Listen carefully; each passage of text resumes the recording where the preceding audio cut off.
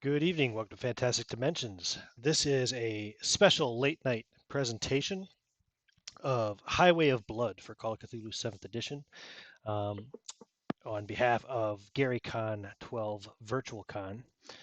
Um, yeah, I know it's probably a bit late for if the con were actually going right now. But hey, I'm in Europe, Jordan's in Australia. So, time zones, it's always fun. Without further ado, anyway, let's get to this. We're going to try to run this over the next 4 nights. Hopefully, be able to finish it 4 parts or less, perhaps, for the duration of what the con was supposed to run anyway. So this is part one. This is a 1975's grindhouse horror inspired mythos, Cthulhu mythos scenario, by the way, written by myself and my partner Alex Galat and our friend Dave Brand Jackson for Critical Hit Publishing. So, without further ado, the endless ribbon of asphalt stretches to its vanishing point at the low hills on the horizon, though the heat haze makes the distance nearly impossible to guess. The car has become an oven as the temperature tops 100 degrees and it's not even 11 o'clock in the morning yet.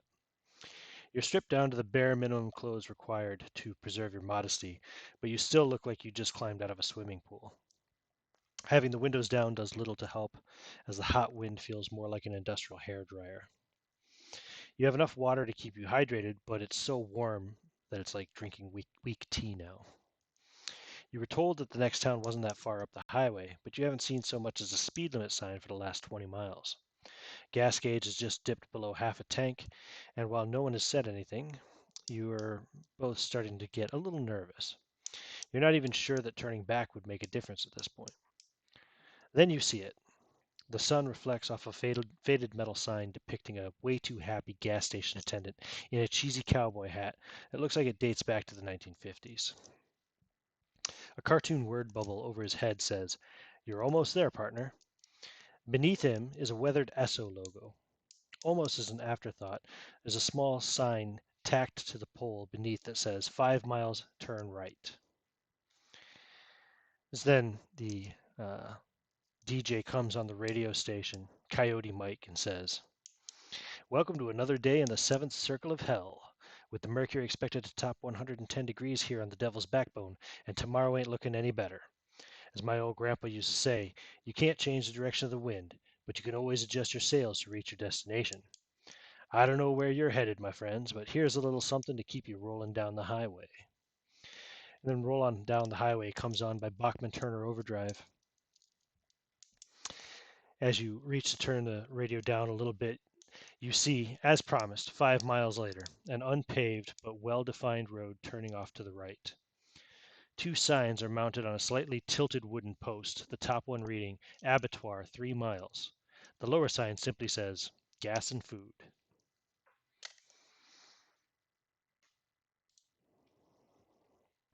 The dust-choked road. Oh, sorry. Go ahead. Actually, why don't you go ahead and describe your characters now? Would be a good opportunity while you're turning down this dirt road. Starting with the driver. Who is driving? Richard, it would be your choice, I suppose. Probably your car. Yourself? I'll probably be driving, yeah. Cool. So why don't you go ahead and describe yourself? And I believe I gave you a muscle car as well, didn't I? So you can tell me what you're driving if you like, or not. You don't have to go into any more detail than you're comfortable with. I'm not very good with cars anyways. Fair enough. But yeah, Richard, kind of looking vaguely professional. Like he's still got the slacks in the shirt, but it's kind of like there's sweat everywhere. He's got like his like fifth cigarette in his mouth since he since the last break. Kind of graying a bit around the temples and just kind of looking kind of like a bit fed up with how long it's taking. Yeah, absolutely. All right. And sitting beside him, Joe, why don't you go ahead and tell us about your character? Yes, Christopher Tom Baines. He is not too far out of the academy. He has certainly been partnered up with Agent Carlisle to help him season and mentor him a little bit. Um, but he's like a lot of younger professionals. He's skilled. He's good at what he does, and he thinks he's better than he is. So, but he couldn't let his partner, because he appreciates the time served that Richard Carlisle has in the agency. So he's trying to learn everything he can from him, and he doesn't really want him to run off on some, you know, cockamamie wild goose chase and get himself in trouble or worse before before I can get more learning from him. Fair. Very good. Okay. So, the dust-choked road takes you over a series of hills, around hairpin turns that seem to come out of nowhere, and across an archaic wooden bridge before finally arriving at the town of Abattoir. A hand-painted sign says, "Welcome to Abattoir," and below that, "Population 850." Clearly, the sign is old and has not been updated to reflect the town's current status. Abattoir is little more than a ghost town with many abandoned buildings, empty cellar holes, and abandoned cars that look like they've been there for several decades. There is one main road through town, with several secondary roads that go off at odd angles to it. In what must be the center of town, actually, it's not the center of town, I should say, at what must be the border of the town, stands the Esso gas station, Mather's General Store, and the Last Stop Bar and Beds. Down one side of the road, you can make out the steeple of what must be some sort of church, and a few men are sitting in front of the gas station. That's the first building that you approach coming in. Their eyes follow you as you enter town.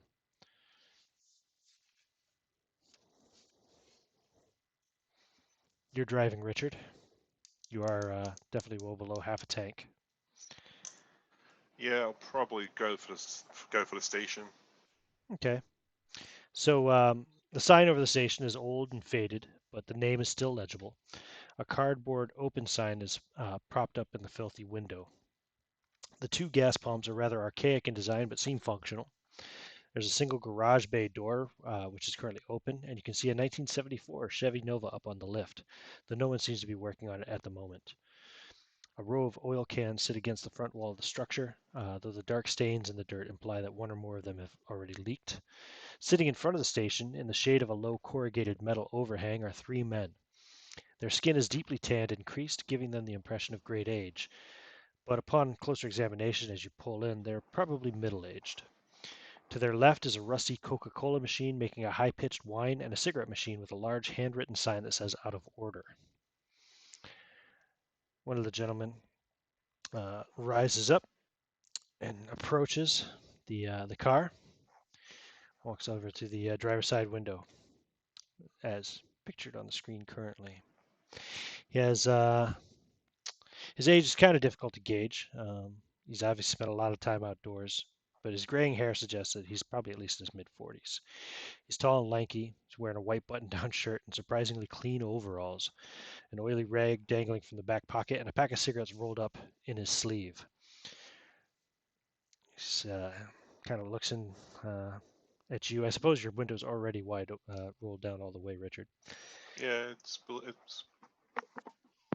Says, it's well, filtering hard. Yeah, sorry, I thought my mic was off. that's all right. Says, you want me to fill her up? He just sort of nods. You want me to take care of that too? And he points down something at the back of your car. Just sort of lean out and just sort of look. You lean out and look, and your rear tire, left side, right? Yeah, America, you drive. You sit on the left, yeah. Your rear left tire is mostly flat. God damn it! You can actually see a nail sticking out of the side of it, and part of a like a red painted wooden board. Like not much of a board, just like a little chunk that the nail was stuck in. What the hell did we run over? He says, "Probably that old bridge. Fucking thing's falling apart."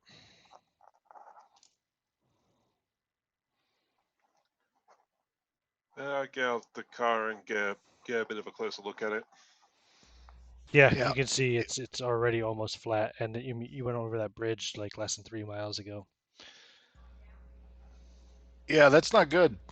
That's not good at all. You don't want to be out on the devil's backbone without a spare. He says, "I can repair it. I got what you need. Take about an hour." Richard just sort of nods and goes, yeah, that'll be good. Yeah. He just sort of takes Smoker's now like like nearly done, throws it to the ground, stamps it, and just immediately lights up another one because he's like, oh crap. Fair enough. What about you, Chris?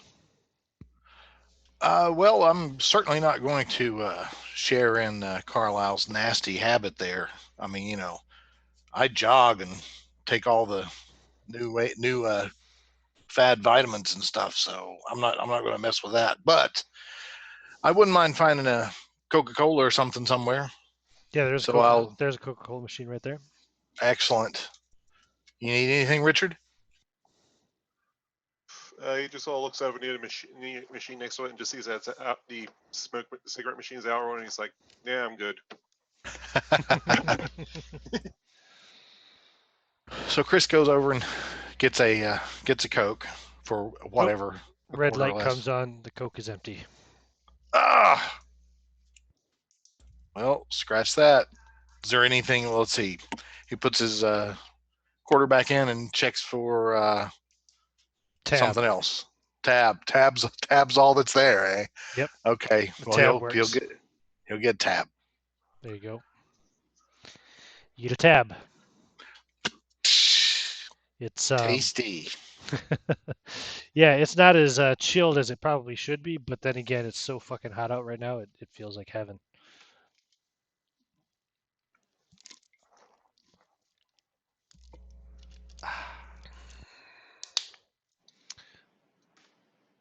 You can see they brought they filled the tank up anyway, and now they're pulling your car up along the side, so it's not in front of the pump, where they can prop it up and take the tire off and start the repair.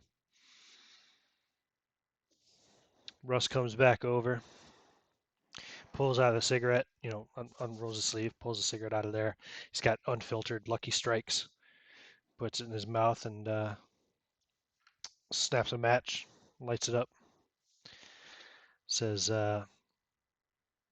if y'all don't really feel like standing around here in the heat, says the last stop. Got some good food and drink. About what time is it? Yeah, what is the time anyway? What did I say? It wasn't even 11 o'clock in the morning yet, right? So it might be approaching 11. Okay. A little early for lunch, but beats standing out here, I guess. Oh, it's never too early for their chili. He just kind of smiles. Stands there, not fixing your tire, smoking a cigarette.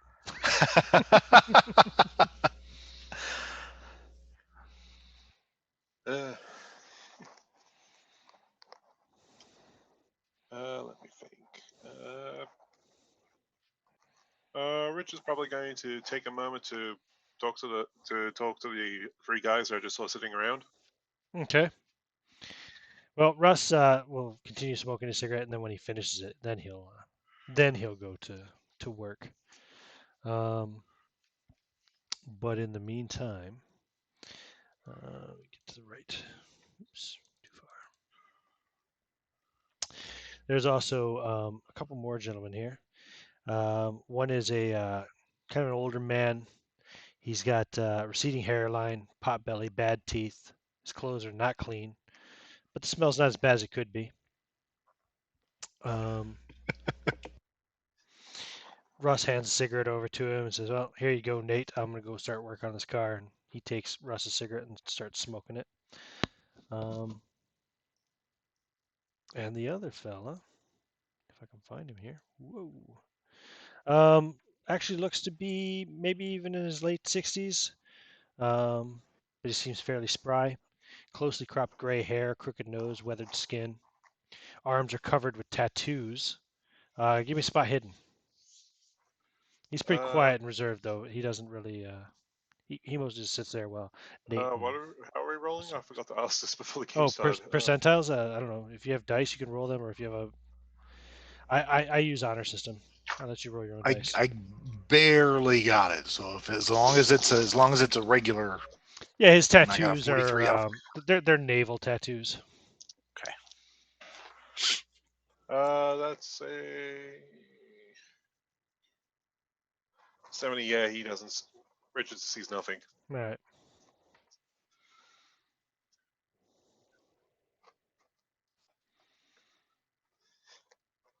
Across the street, you could see the what is it here? The kind of like mobile home community. In fact, here I have a map. I don't think there's any spoilers on that map. I don't know if you can actually see that map either, but what I can do is I can send it to you in the private chat. I can zoom it in a bit. Oh, there it is. Does it work for you? Yeah? Well, what I'll do anyway is I'll drop it in here to you guys as well. That's a player-friendly map. I sent it to you in the Facebook chat if you want to look at it closer. So, Excellent. yeah, across the street anyway is like a mobile home community. You can see the sign announcing Wayland Estates. It looks like it's clearly a 1950s design. Depicts a man in a blue business suit flanked by his doting aproned wife and adorable children clinging to his legs. This improbable family gazes in manic joy at an idealized representation of one of the estate's mobile homes. In a fit of creative license, the artist has the sun setting behind the mobile homes in the north. While the letters spelling out Wayland Estates were once painted in metallic gold, most of that is flaked off, revealing the bleached wood beneath. Sun and vandals have taken their toll on the sign. The once vibrant colors have faded, and multiple bullet holes mar the surface, leaving each family member with a rather impressive grouping of shots around their heads and chests.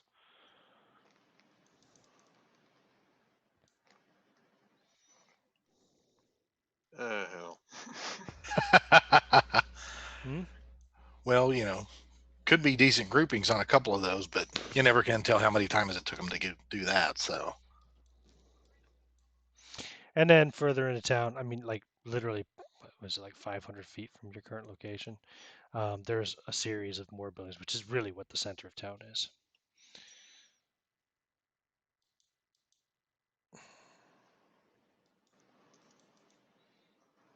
Well, let's hope the locals are friendly.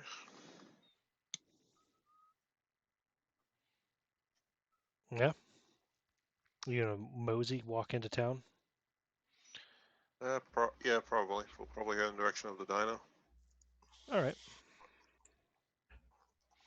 So, let's see here. You're going to come across A, B, C, D. Okay, so I just want to get to the right section. Here we go.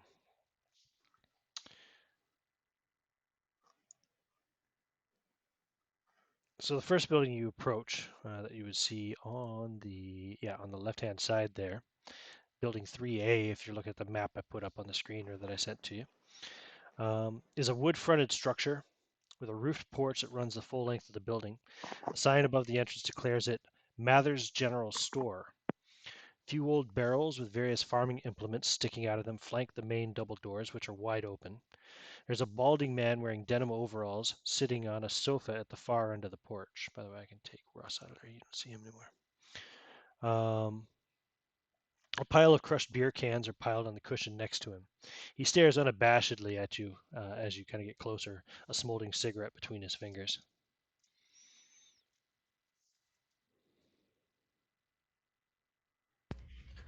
Chris will, you know, greet him, throw his hand up, say, "Morning." He just kind of stares at you.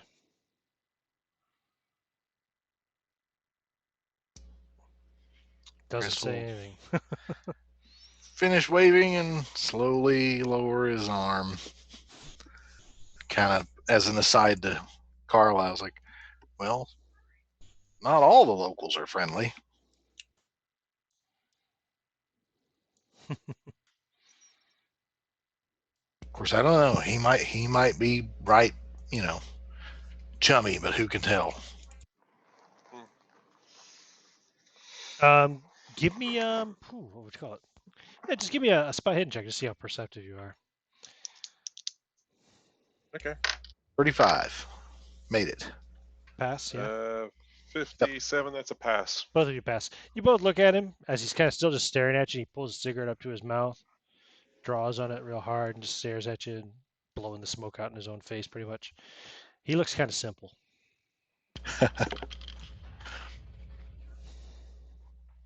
Ah,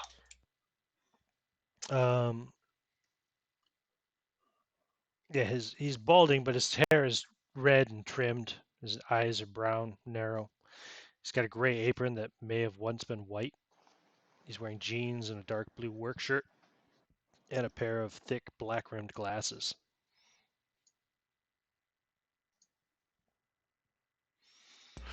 He and drops a this is cigarette it. on the porch and stomps it out. Pulls out This another is a one and lights it up. Mather's General Store. Yep, Mather's Okay. General Store. Okay. He lights up another cigarette. You gonna keep on walking? I'll just Yeah, keep going probably to keep building on B. walking. Cool. Yeah, no worries, no worries. Just wondered.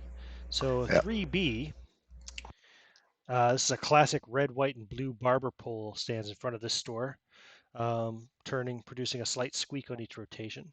The large plate glass window bears the name Tom's Barber Shop in cracked white letters.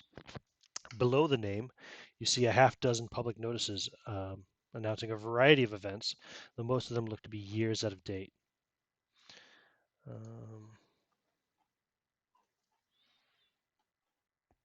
There's another. Yeah, give me spot hidden roll if you wish, or you can just keep on walking. Next building.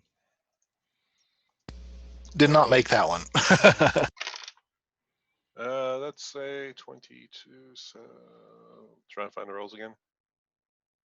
Oh, that's a harder success. Okay, cool. Yeah, you see. Looking at those public notices or whatever, you see two that look relatively considerably newer, like years newer probably than the others. One of which lists the days and times of services at the Blood of the Lamb Pentecostal Church, and another one is a handwritten notice that says 4th of July sale at Thunderbird Gifts. Though there is no indication of the year, it is currently the 28th of July, I believe. Yes, it is the 28th of July.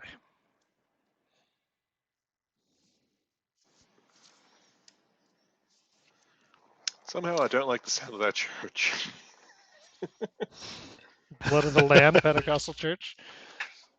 Yeah, something about that just seems like. Fair enough. Moving on past Tom's Barber Shop. 3C, would that be the next one? Yeah, 3C, which is also beside the barbershop you can see there, and right across the street from the last stop bar and beds. 3C is a two-story red brick building with ruddy terracotta shingles. It has a painted wooden sign mounted above the main entrance that says Abattoir Town Hall, and beneath that, established 1943. While it is still legible, the sign has clearly seen better days. The hours posted in the window of the door state that the town hall is open from 10 a.m. to 5 p.m., Monday through Friday. Halfway down the right side of the building, a short flight of concrete steps lead up to a side entrance with a sign hanging above it that says official use only. Blah, blah, blah, blah, blah. Across the street from that, however, is the building that you were looking for, the last stop bar and beds. It has the look of an old West saloon, complete with a wooden false front, a wide boardwalk flanking the dusty street, a couple of hitching posts, and a water trough. There's a cigar-holding wooden Indian standing next to a pair of double doors in the center of the front wall. Several large windows are covered with signs and notices, again, many of which look like they date back decades. The doors are open. You can continue walking, though, if you wish. You don't have to stop at the bar and beds. I'm just telling you, if that's the building you were looking for. No, let's just head in anyway. It's fucking hot out here. Quick Google. Read. July 28th, 1975. What day of the week is that? Monday. Okay, cool. Great. Just in case. Okay, so you go walking into the last stop. And I will tell you what you see. Here's the last stop. So inside, there's a long bar that runs along the left wall with a dozen or so stools. Tables and chairs seem to be haphazardly positioned about the room, with the occasional support post breaking up the space. On the far wall is a jukebox. The wall around it is covered with all manner of antique farm equipment that looks like it might date back to the early 1800s. Scattered amongst these are the occasional black and white photograph from days gone by. On the wall behind the bar is the classic mirror that runs the full length with bottles of liquor lining in front. The wall above the mirror is covered with license plates from 1908 up until the present day, some of which are rusted and bent, while others look like they might have been pressed yesterday. In the center of the plates is mounted a large boar's head with its mouth wide. There's a man behind the bar. There he is. Um,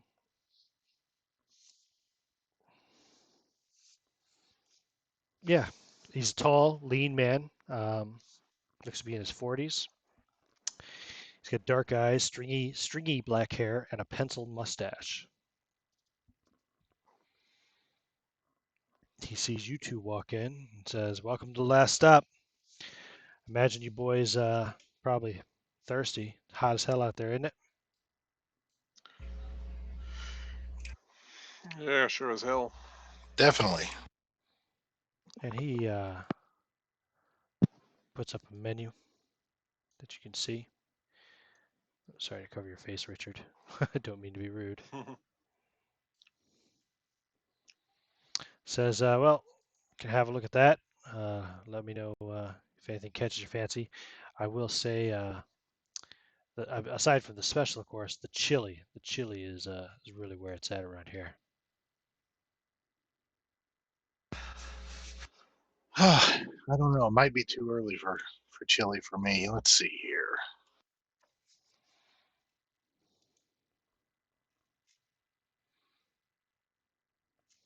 What about you? He says, looking over at you, Richard. I'm looking. Fancy a bowl of chili while you browse?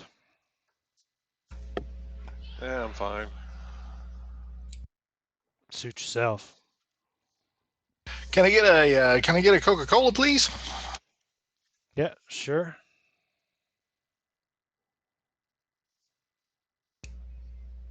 He reaches into a fridge, pulls out a bottle of Coke, pops the top off of it, sets it on the bar, puts a relatively clean glass up next to it.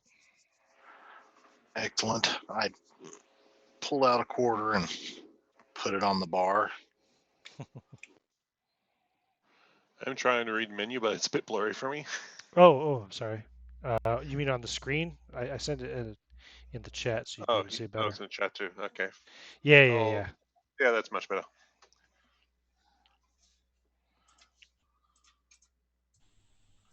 I'll just have the hotcakes and sausage. Hot cakes and sausage. Yeah, sure. Anything to drink?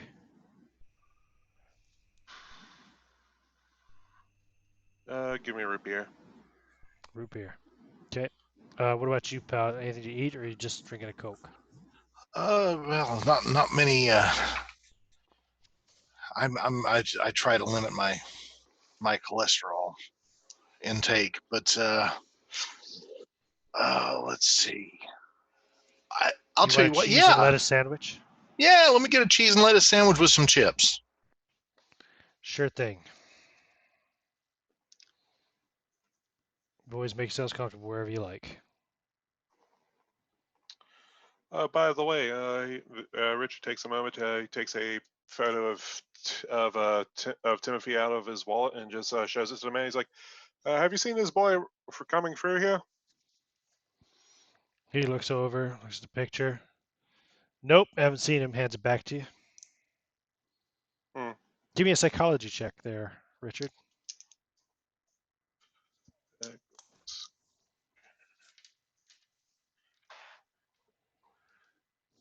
Psychology is very shit, so he's probably not going to notice anything.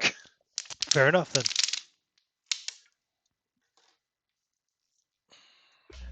Might get lucky. That's always worth rolling, but yeah, you never know. Okay. The jukebox kicks on by itself. Then you know how they play a song automatically, like every half hour or something. Um, And Cat Squirrel by Cream starts playing on the jukebox.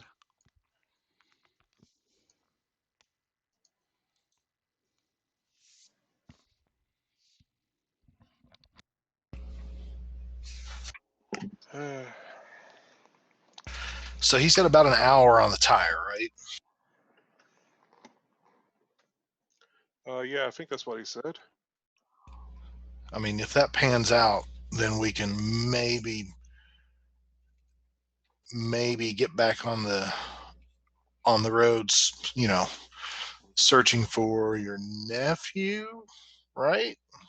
Yeah, if we can, because quite frankly, I don't want to be even walking back to the car much afternoon in this place because I'm sure it'll be about 8,000 degrees by then. At this point, we're probably melting to the car itself. Exactly. Barman walks over and picks up the phone, starts dialing the rotary thing on it. Just look kind of a bored look on his face. Obviously, your drinks are served, of course, on the bar, but you can, yep, make yourselves at home wherever you like. You hear the sound of a loud exhaust, kind of the rumble of a large engine outside, and then it kicks off. I'll take a quick look outside just to see what's going on. Walk back around the front, see who's coming up. Sure. You see three large men, the largest of whom looks like this gentleman here. Tall, bald. You can see a glint of like a gleam of metal or something off by his eyebrow. You're not sure what that's all about. Like he's got some kind of metal in it in his yeah, actually literally stuck in his eyebrow. He's muscular, covered with you can see a lot of scars on his hands and arms, and of course his face too. You can see the scar there. One of his eyes is kind of milky white. Um, that ragged scar runs across his face and head. Um, yeah, so he's kind of walking in front, and these other two guys walking behind him look like they could be brothers. In fact, they look like they could be his brothers, maybe a little bit shorter, but also pretty well built. None of them look too bright. None of them look like maybe they have too many branches on their family tree.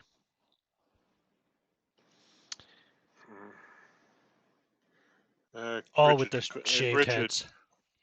Richard ducks back inside before he's spotted. He's got a bad feeling about this. Yeah, they're approaching the bar.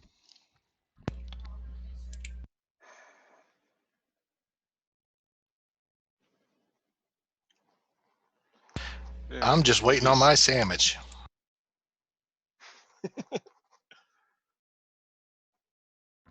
Did you sit at a table or are you sitting at the bar, Chris?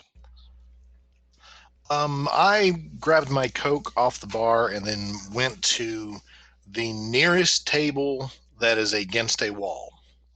Okay. If that makes any sense. Yeah, sure. You're over by the jukebox. Okay.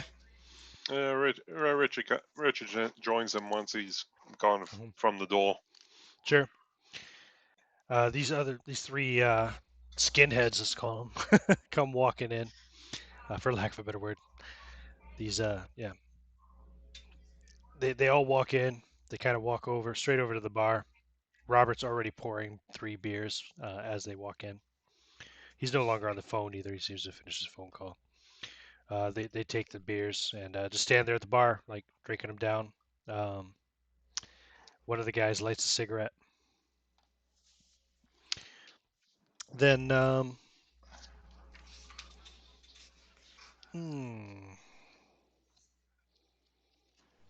yeah, then you hear a bell ring, and the bartender kind of goes over to the hatch window and comes out, walks out from behind the bar, carrying a couple of plates with your food on it.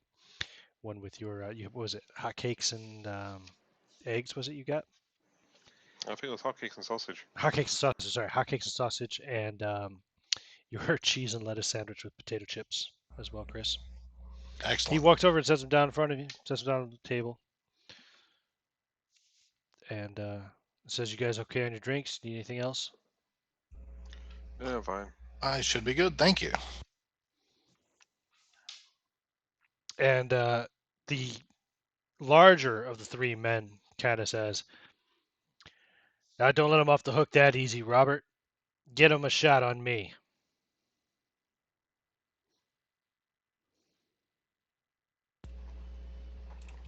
Robert scoots behind the bar and starts pouring out 3 shots. Chris leans over to Richard and says, what should we, being relatively new to the, he's like, I don't, like, what do we're not supposed to do that on duty. Technically, we're not on duty, but just play along for now. All right. I've got a bad feeling about this. Now just put him on the tray. I'll bring him over to him, he says. So Robert does put the 3 shots on the tray, and that gentleman, who you see pictured, picks up the tray and walks over to your table. Sets a shot in front of each of you. He takes the other shot. He tosses the tray over onto the bar. Says, "Welcome to Abattoir." And he takes a shot. Chris holds his shot Richard up. just downs it without really thinking, like he's done this too many damn times. Chris somewhat less effortlessly. he gestures to the large bald man and says, "Thank you." You can now see anyway that Goodbye. glint of metal in his eye is actually an industrial screw. It looks to be screwed right into his skull. Yikes. Right over his milky white eye with the nasty scar, jagged scar across it. He says, "My name's Seth. What brings you to our humble town?" He whistles and waves, and you see Robert pouring 3 more shots. Chris just kind of looks at Richard and then looks back to Seth and, not necessarily looking nervous, but looking very much like he's inexperienced and doesn't know what necessarily to do, considering he's not on duty at the moment. Well, he's technically not on duty, but Right. we're just looking for a few missing people. Missing people? What are you, cops?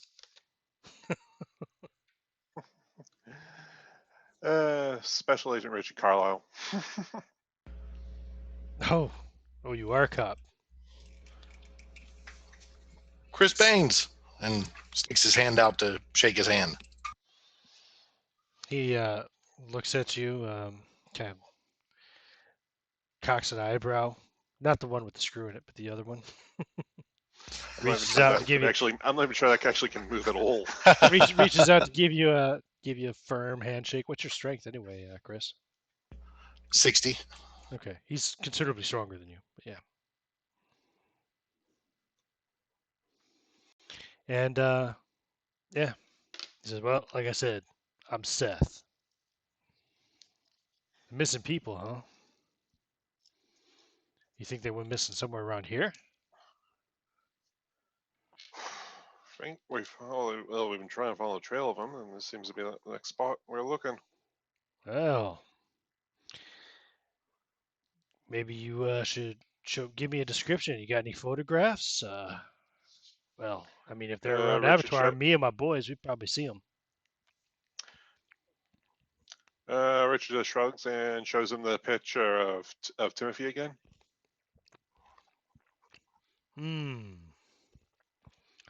Not a bad-looking young man. Looks a little soft. Where are they from?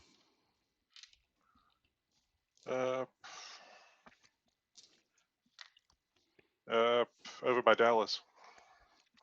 That'd explain it. Nope. Never seen him before. He hands you the picture back, but I'll keep my eyes peeled. I also just did a quick psychology roll, and that is no way going to succeed. Okay. How about you, Joe? Psychology roll? Mm-hmm. I'll try it. So I'm just looking over my skills to see if I had anything else that might be beneficial here, but not really. No, Psychology is the I one did for not make it. deception, anyway. No. Yeah, I did Okay. not make it. Yeah, fair enough. Shots come over. One of his boys brings the shots over, sets them down in front of you. He says, "Well, I sure hope you find your boy." And he raises the shot glass and then shoots it.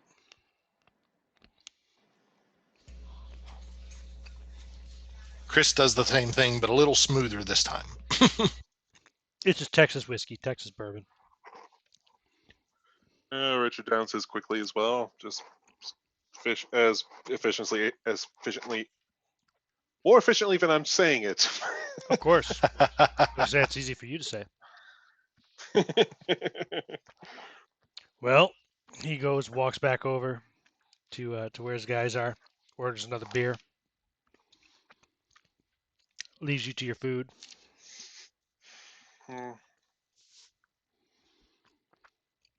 Hotcakes are okay. Sausage is really good. The cheese and lettuce sandwich is passable.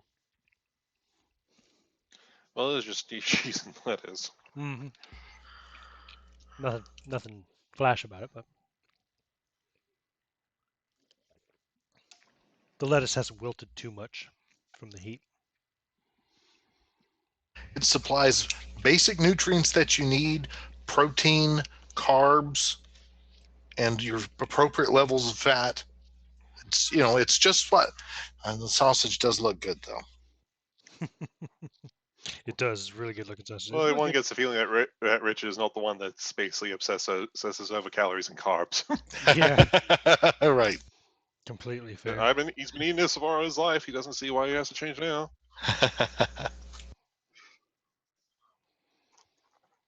Um, Richard, why don't you give me a spot hidden roll, please?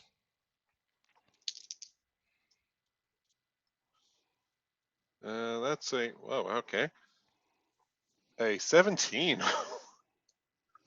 Well done. So that's that came close to an extreme, but it's just a hard. Okay. No, hard success is very good though.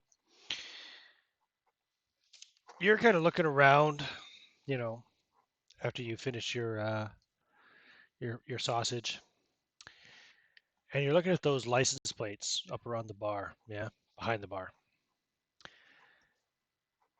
and one catches your eye. It's a recent plate, very new, and the number like immediately kind of sounds familiar to you. And the more you think about it, you made your hard spot hidden. Yeah, that's Wallace Cumley's license plate. You just kind of Christopher can just look at Richard, and you sort of like got this bit of a glare going on as soon as he sees that plate. Like I don't know, things are going a bit more serious. He just sort of raises his hand and goes, "Hey, where'd you get all these plates from?" He's pointing to all the license plates. Oh well, yeah, get them from the Vincent Brothers scrapyard. They salvage them from wrecks and stuff that the sheriffs have them clear from the highways.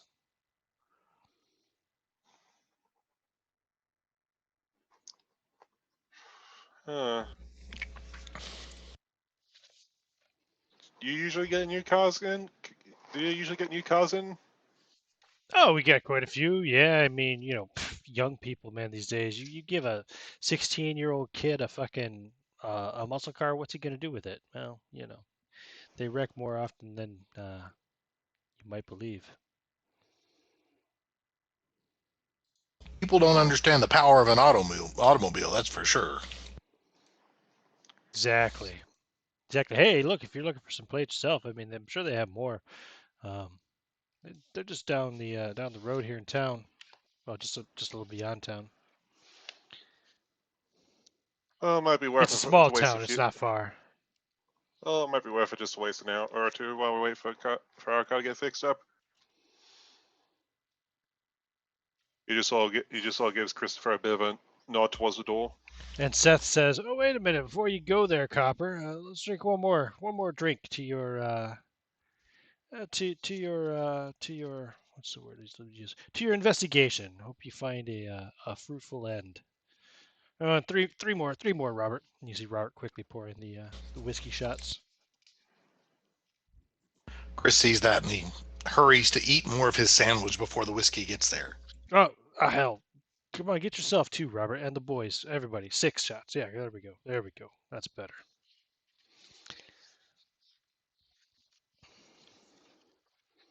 Right. What's the name of that boy you're looking for? Timothy Miller. Timothy Miller. Right. Well, here's to Timmy, and he kind of takes a shot. You see another man come walking in through the doors of the bar. Let me just look for a proper physical description of him here. Yeah. Okay. Cool. So he's dressed quite well, like a nice white button-up shirt and tie. It's actually tied at the top. Um, he's got nice glasses on, and he's got like a kind of a wooden pipe um, sticking out of the side of his mouth. Got a big smile on his face as he comes walking in. He's definitely an older man. Looks to be probably in at least his 50s. Um, yeah. Uh, he's a little bit shorter as well. Let me see here. No, yeah, just a little bit below average height.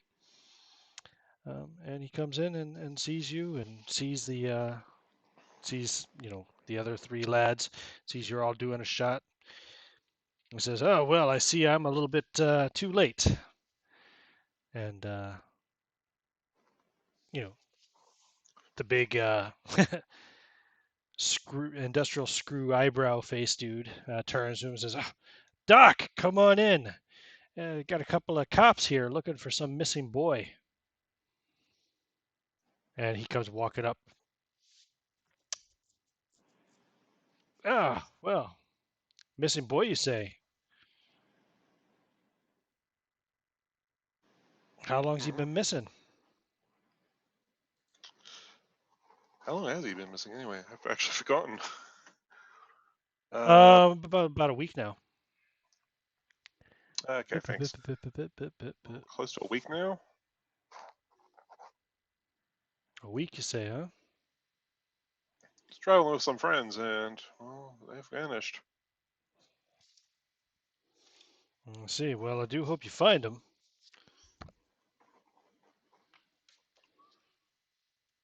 Hmm.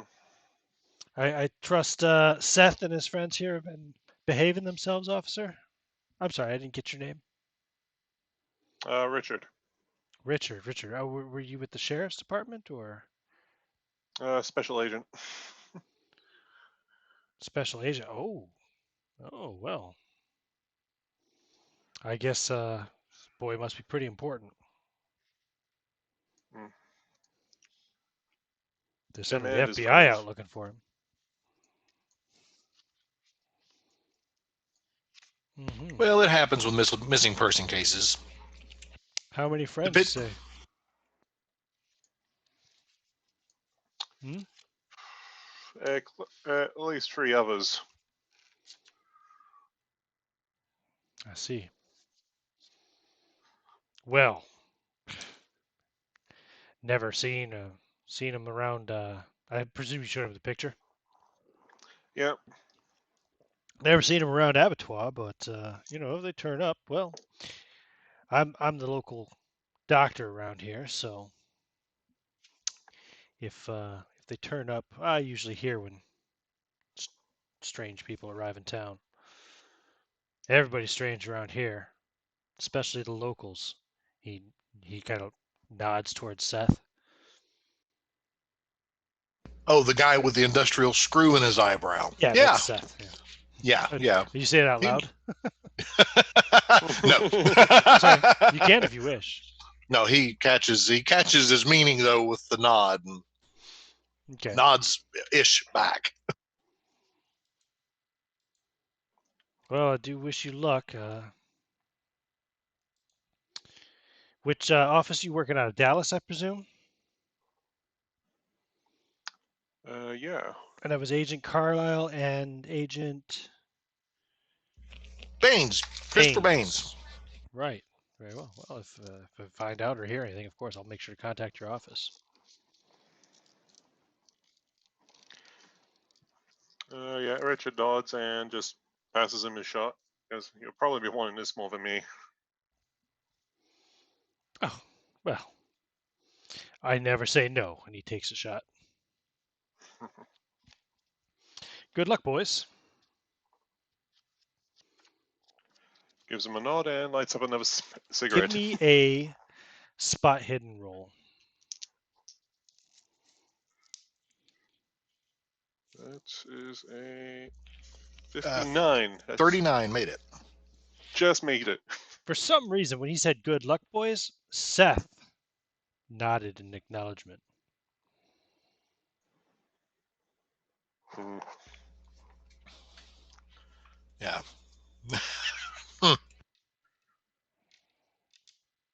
So, what are you going to do? Oh, well, as soon as they step outside and they've got a bit of distance between them and the The door? diner, they just kind of he just sort of goes to Christopher and goes, they know where the kids went. Think? License plate up there is the same one as the car they were driving. Oh. Chris checks his watch to see if an hour has elapsed yet. No, it's been like you walk down here, you got food, you met that. It's been about 40 minutes. Well, getting close to the time the car is supposed to be ready, but we're not quite there yet. Hmm. So, what do you want to do if this has become more than a gas stop? What do you think we should do next? Got your gun on you? I've got my sidearm, but my 12 gauge is in the car.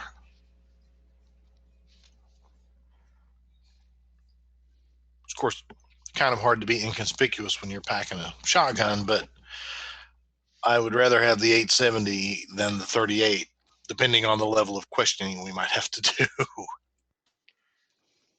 I've But been getting a bad feeling since we came here, so keep it handy.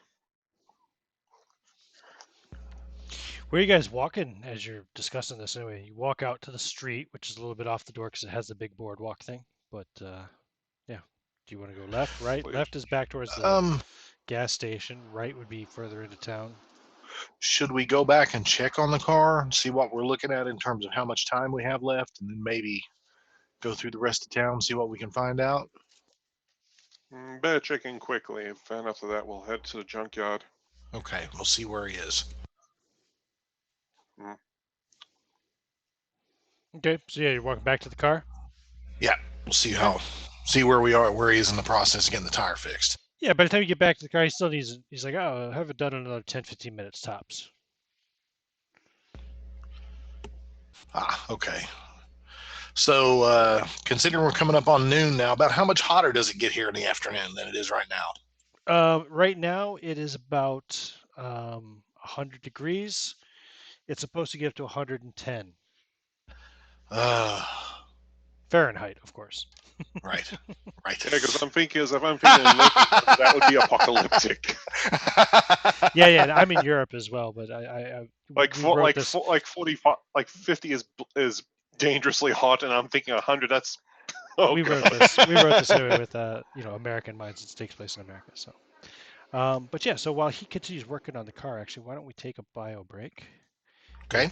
10 minutes or so. I got to use the restroom. Right. And I'll get myself some water. All right, be right back.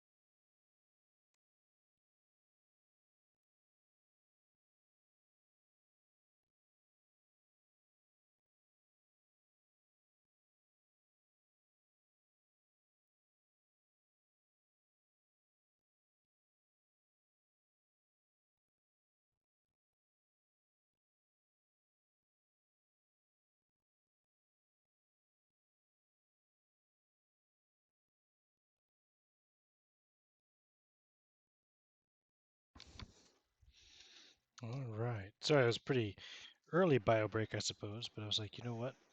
Now is the time.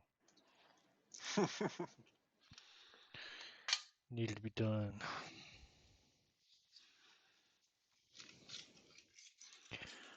Something else needs to be done too, but getting there.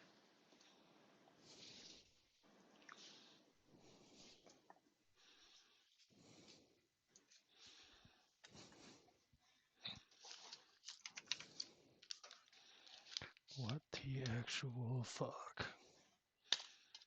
Oh, I know what. Shit. Hold on.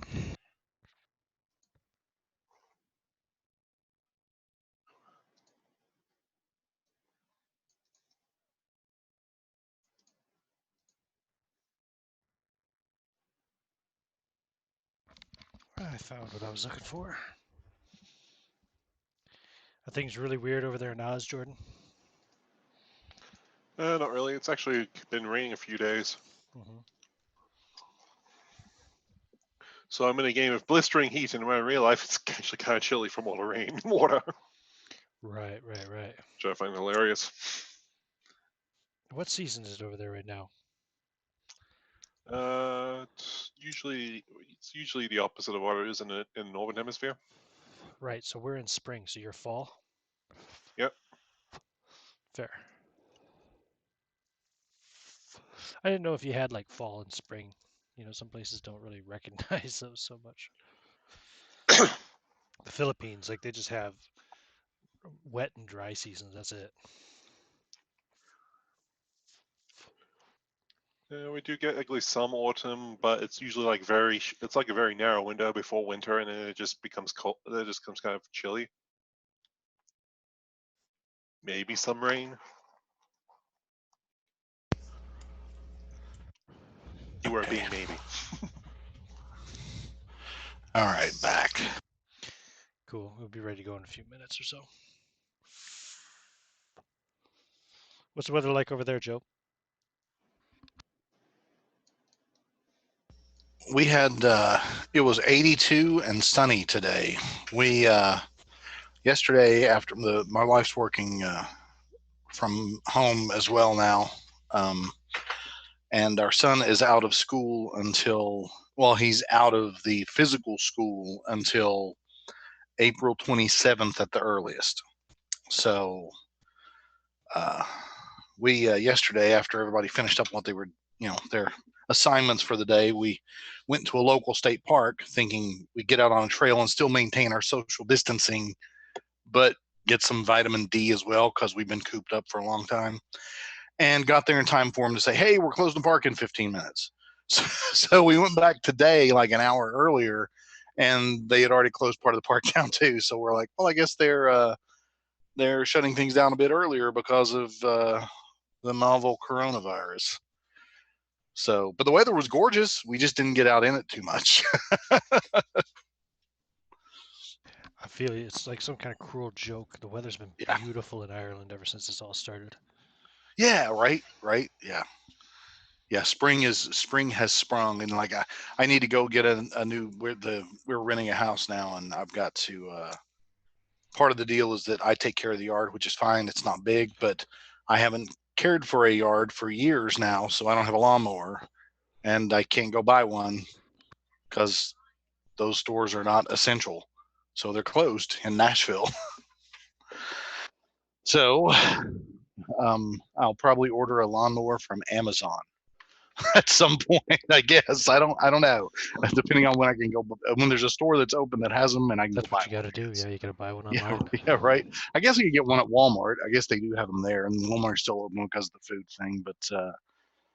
But yeah, there's a lot of places that are either voluntarily closing or like the governor here has not issued any sort of order to stay home, but the mayor of Nashville has. They're calling it, I think, safer at home. So technically you're not required to stay home. You can go out. If you do go out, maintain all the the social distancing protocols and all that. But there are a lot of businesses that are like, hey, we're not going to be responsible for people getting sick. We're shutting down for now.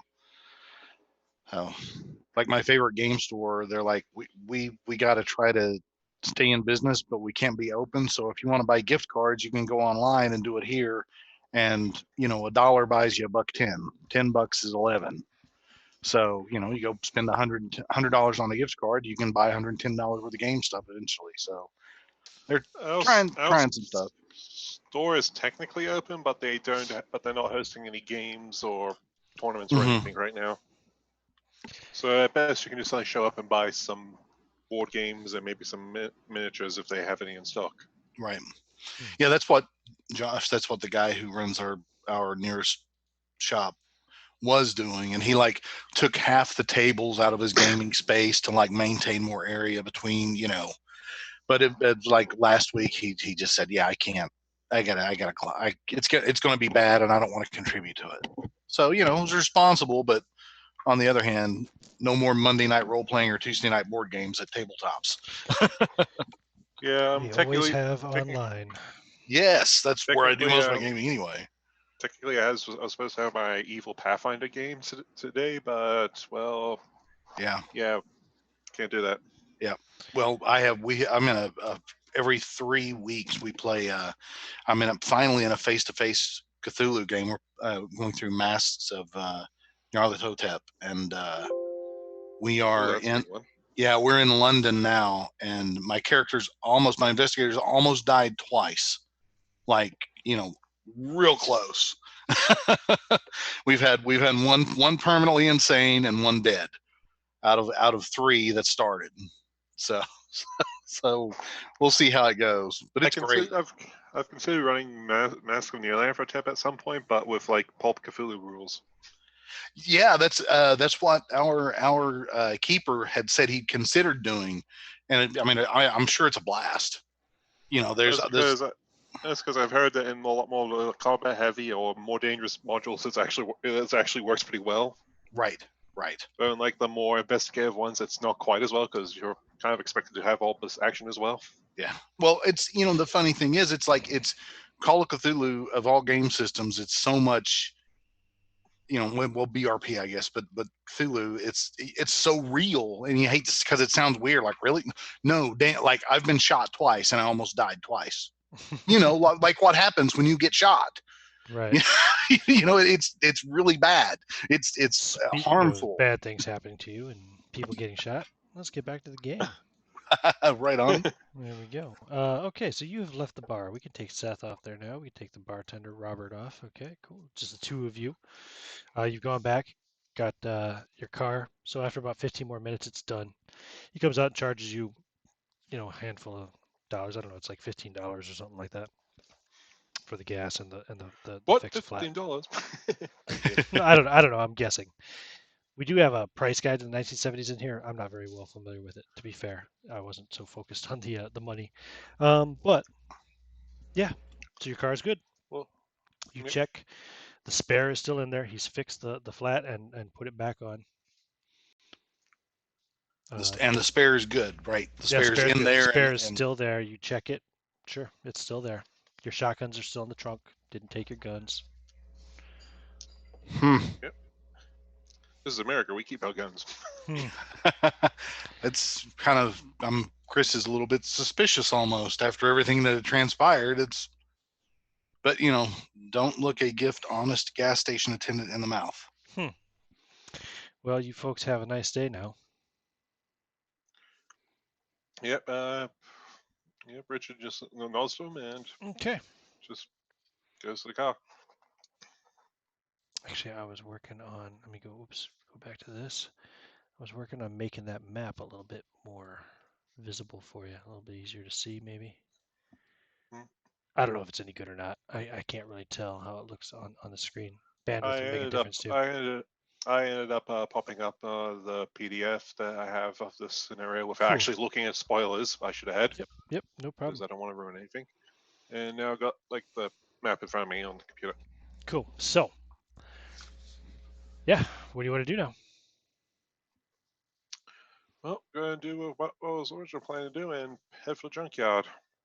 So you drive back through town, looking at the other buildings there. So you've got the I'll just tell you as you drive through town. I imagine you take stock of what's there and what's not. So I already described you up to the last stop bar and beds. 3E is the Abattoir Grocery and Liquor, which has a heavily weathered sign on the door saying for rent or lease. Scott Brown Properties, EM69347.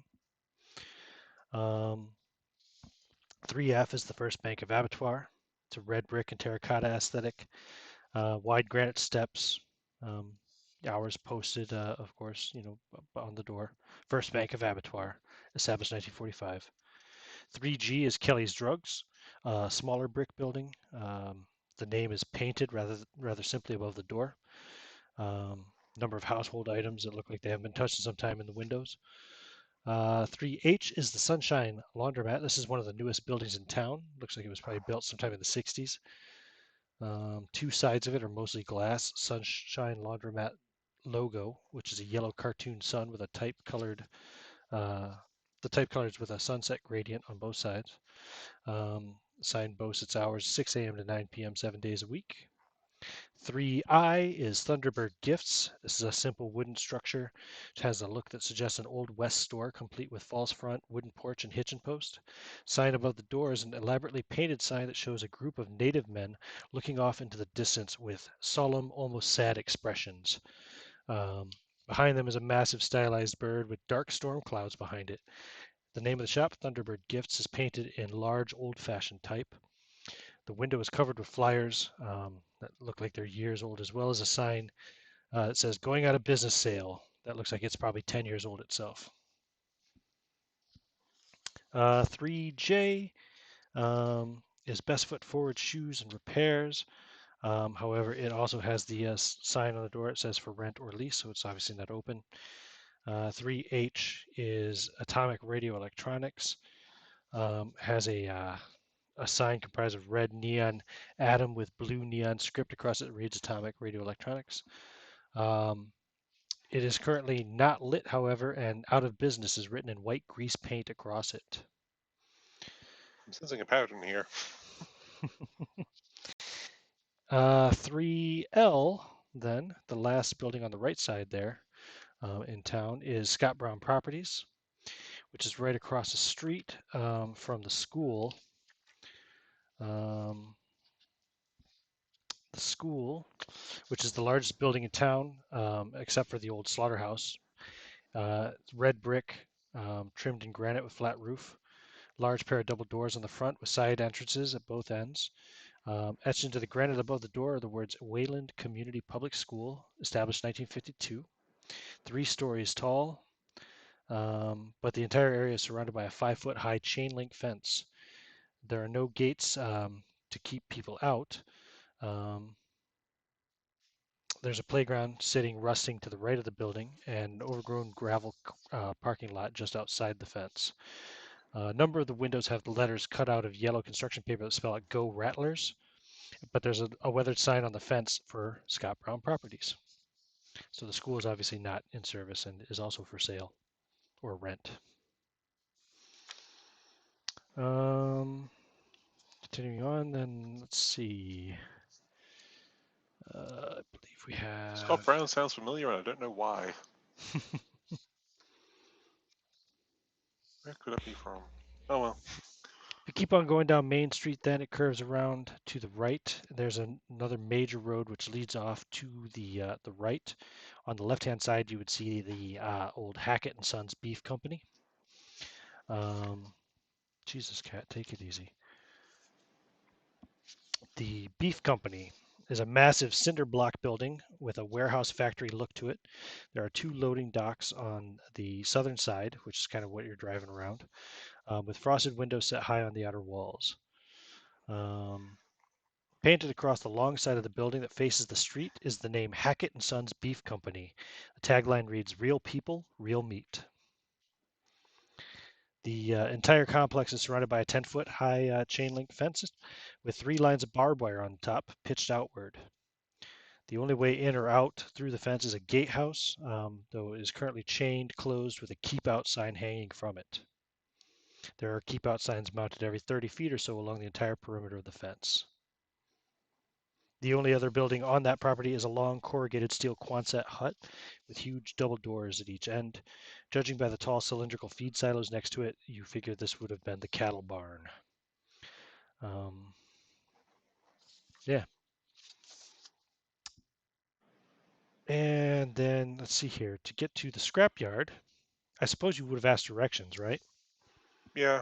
Yeah, he told us it was basically he told us it was down the Mm-hmm. down So the you street. So turn left down Hackett Road, and then turn right on Steel Road to head back towards the scrapyard. As you do drive back, if you look at the map in the book or the map I sent you, as you drive back down Steel Road, there's another road off on the right, which leads towards, there's a sign that says Abattoir Landfill. But continuing on around Steel Road, you will eventually come to the Vincent Brothers Scrapyard, the main building, which is a workshop with an attached office. Yeah, you pull on in. Want to pull right up to the workshop / office, or what do you want to do? Sorry.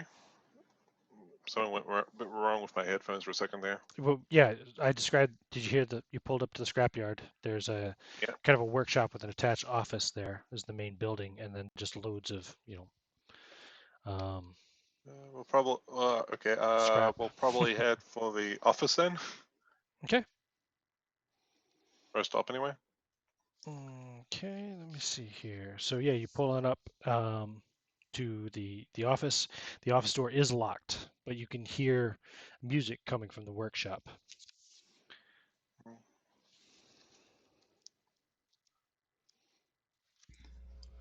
In fact, you hear The Pusher playing by Steppenwolf.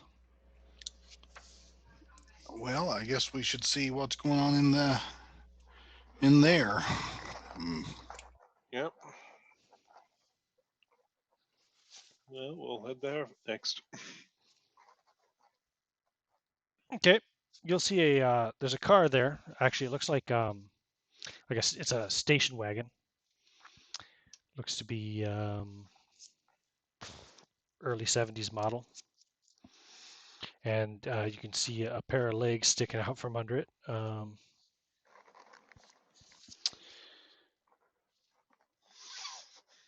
Just see kind of grease-stained blue coveralls, basically, and boots. And the music's playing on a little battery-powered radio, sitting on the one of the kind of tool shelves.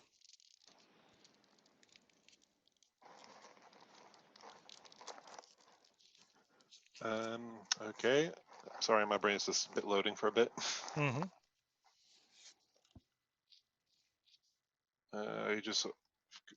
Richard will try and get his attention. Sure. So you clear your throat, whatever, and the guy stops working, and you kind of see him kind of slide out from under the car.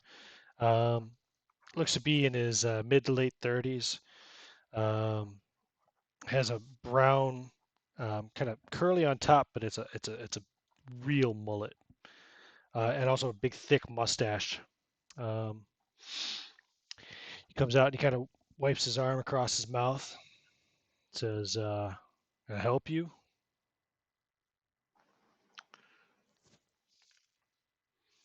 Oh crap! Now I'm frozen. You're frozen. I'm really bad at. I can hear I'm you. just sort of bad at. I'm just sort of bad at talking with people. Ah, I mean, sorry, so I'm just kind of like I have no Chris. idea what I'm going to say. Yeah, hi. We're actually we're looking for some, I guess, tourists. You would say people who are driving through the area and they've gone missing. They've been missing for about a week. And he prompts Richard to pull out the photo of Timmy. Yep, he does that. Wouldn't happen to have seen this kid sometime the past week or so, would you? No, never seen him. Hmm. Out of character. What kind of car was he driving again? Or was Was he riding in? Well, yeah, It was a Wallace's car. 1969 Dodge Challenger, black. Okay. and he will pass that on. They were driving a 69 Challenger. Hmm. Black. Mm. Nope, never seen him. Hmm. Okay, well, we're Folks, just chasing down folks, leads. folks down at the diner said that they got some new cars here recently, so I figured we'd have a look around. Sure. Make yourselves home. Just don't take nothing without paying for it. Oh, no worries. You smoke? I don't. I'm trying to, body is a temple and all that. But this guy over here, he's a freight train. He kind There's literally a smoke in Richard's mouth as his guest out. He of. says, "Can I bum one?" He holds out his hand. Yeah, he just shrugs and just lends him one. Got a light? Yeah, he's got like a Zippo lighter. Mm-hmm. Yeah, that's the one I was thinking of. You light it for him? Yeah. Thank you.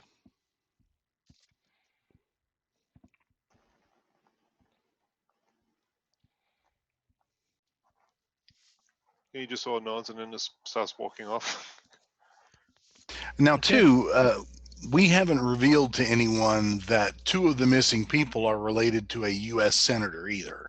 Nope, you So, didn't say anything about that. Honestly, I keep forgetting that bring that bit up. Actually, well, I don't know that it would have had much effect on the people we've seen thus far.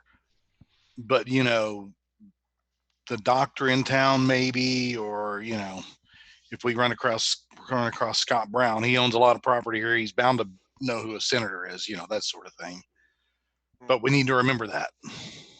yeah, it just keeps slipping my mind because, like I Right. said, I'm actually very bad at talking to people in real life, so that might bleed in a bit. Well, it's understandable. Your nephew's missing. So, you might be a little bit out of sorts. Yeah. So we're going to go look around, see what we can see outside. Go check out the cars, the wrecks, especially the more recent Yeah. looking ones. Nothing out of the ordinary in the workshop that catches our eye. Nope. Okay. He goes back to working under the car after he finishes his cigarette. So you guys are looking around. Give me spot hidden rolls, both of you. Well, I've been doing well for us so far. Not And I done. still am. That's a 35. Let's see here. I did not make mine. Okay. Richard, as you're walking along, you see another car that you remember seeing in one of the other missing persons files that you were looking at this week. It looks just like one of the cars from one of the missing persons cases. Not yours, but Yeah, I you would just sort of stop also it. probably notice that there are bullet holes all down the side of it. I just sort of stop and approach this car and have a look through it. Okay. Yep. Sure. So you go up and take a look at it. Um, Anything odd like blood stains or anything like that? there are many bloodstains inside. Ah, hell. Yeah, those look like bullet holes, right?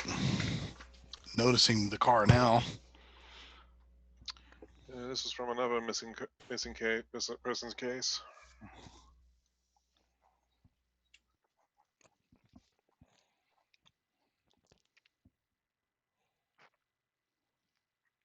Yeah, and that doesn't look Yeah, like right. ketchup in there either. Pretty sure I'll give you a heart attack if you looked at it. But yeah, you might need to keep that truck on handy. This is not looking good. Are you carrying your shotgun? I am not at the moment, but I'm also not straying too far from our car either. Fair.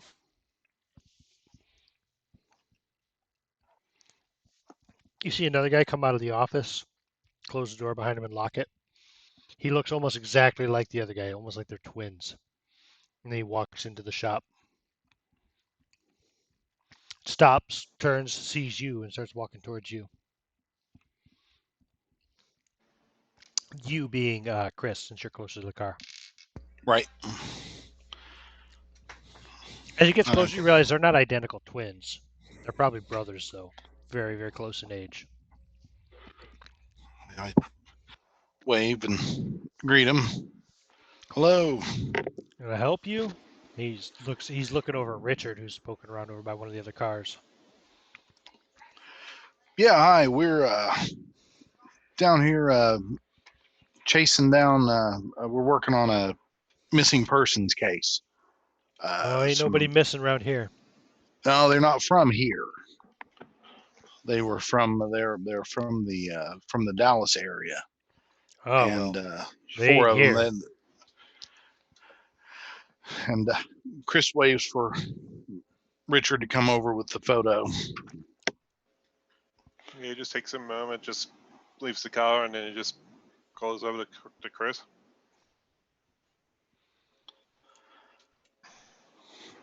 Nope, nope. I haven't seen nobody. We don't really see anybody around here. Me and my brother, we just run the scrapyard. Don't get It many just well looks. tourists. Hmm. Yeah, we figure they might have just stopped at the SO. You know, I don't know that they would have Oh come on yeah? into town Did Russ proper. Russo say he saw him? Did he?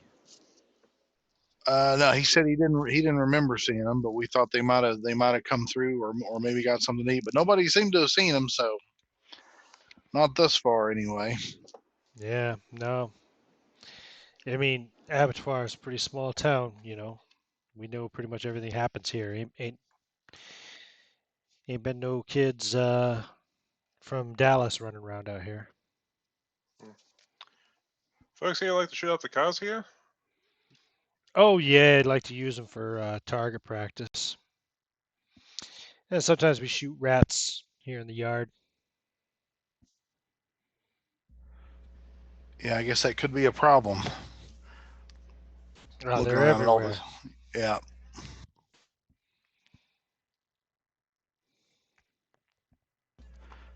Chris starts. Well, thanks for your time, and he starts walking back over toward the car, Hope not you wanting to find be too hope you far find from. your friends. Thanks, Will. We do too. Rich follows not long after. All right. He goes over to the workshop and just kind of stands by the door of the workshop, the open kind of garage door. Lights a cigarette, and watches you in the car. Okay, where to next?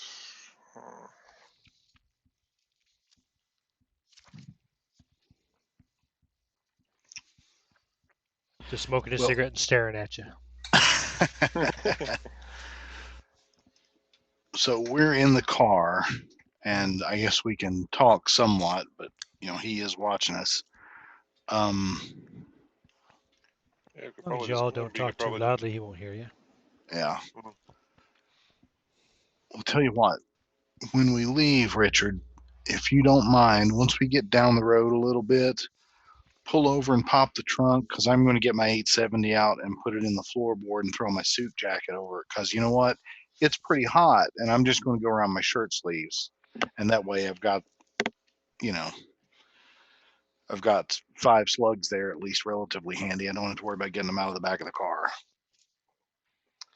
Yep, Richard nods and he just starts driving out of the place.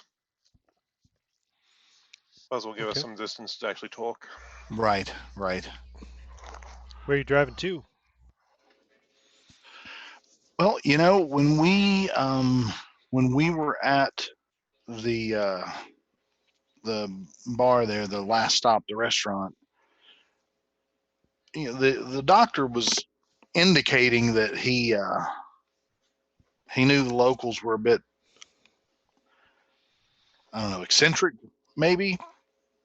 Let's say, I don't know. Maybe if we could catch him at his office, Yeah, you saw he a might. sign.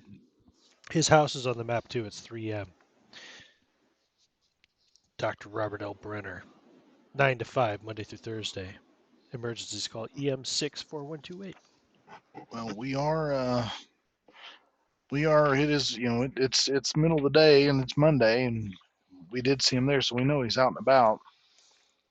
I Hmm. guess we could swing by there and see if he's got any insight.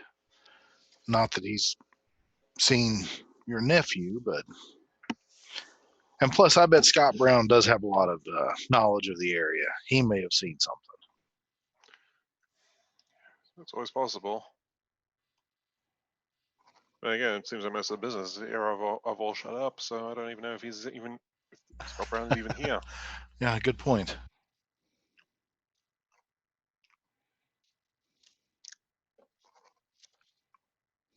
Let's see. Um,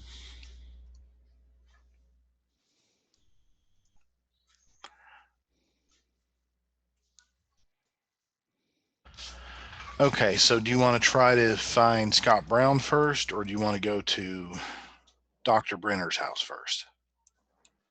Let's try Doc first. Okay. You drive back over to Dr. Brenner's house.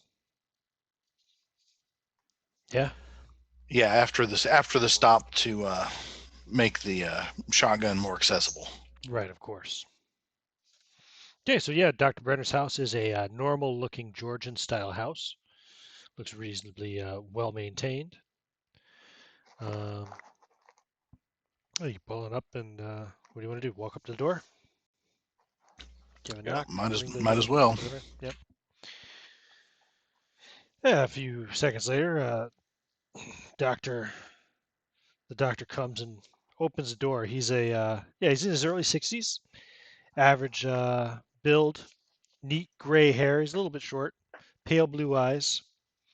He's got a white suit on, but he's not wearing the jacket right now, and matching Panama hat, polished brown shoes. Says, "Well, welcome. I'm Dr. Brenner. People around here just call me Doc Bob. Everything all right?"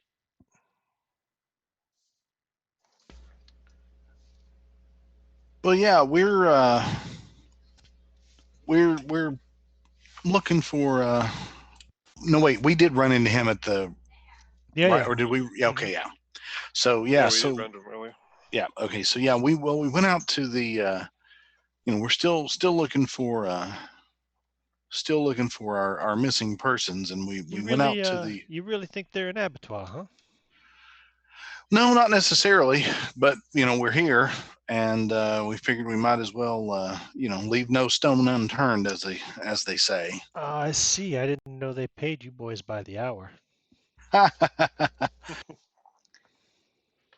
So anyway, we went out to the ran out to the scrapyard and talked to them out there, and everybody's willing to talk to us and stuff, but there just doesn't seem to nobody's seen anything, and we have reason to believe they were in the area. Oh, really? What makes you think they were in the area around here? Well, when they left Dallas, they were they had told their relatives there what they were doing, and they were heading this direction. So you know the Esso station there's the only gas for quite a while. We figured that, and I know that Challenger that boy was driving, he had to have been heavy footing it. I'm sure it was probably sucking down the. Well, boys will be boys. Yeah, yeah, it doesn't surprise me. I see. Well, Yeah. yeah, I don't know what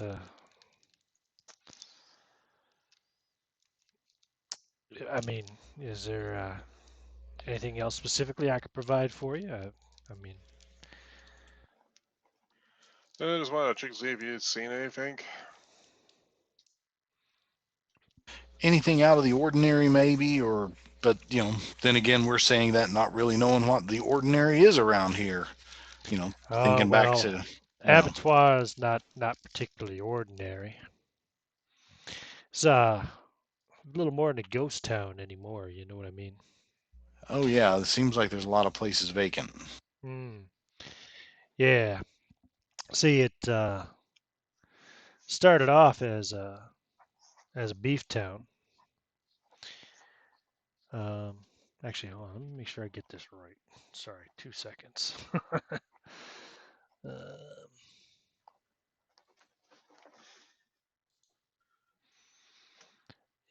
Oops, that is not what I'm looking for. I am looking for the town itself. Here we go.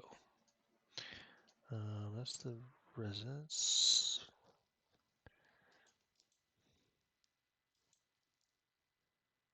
Here's what I was looking for.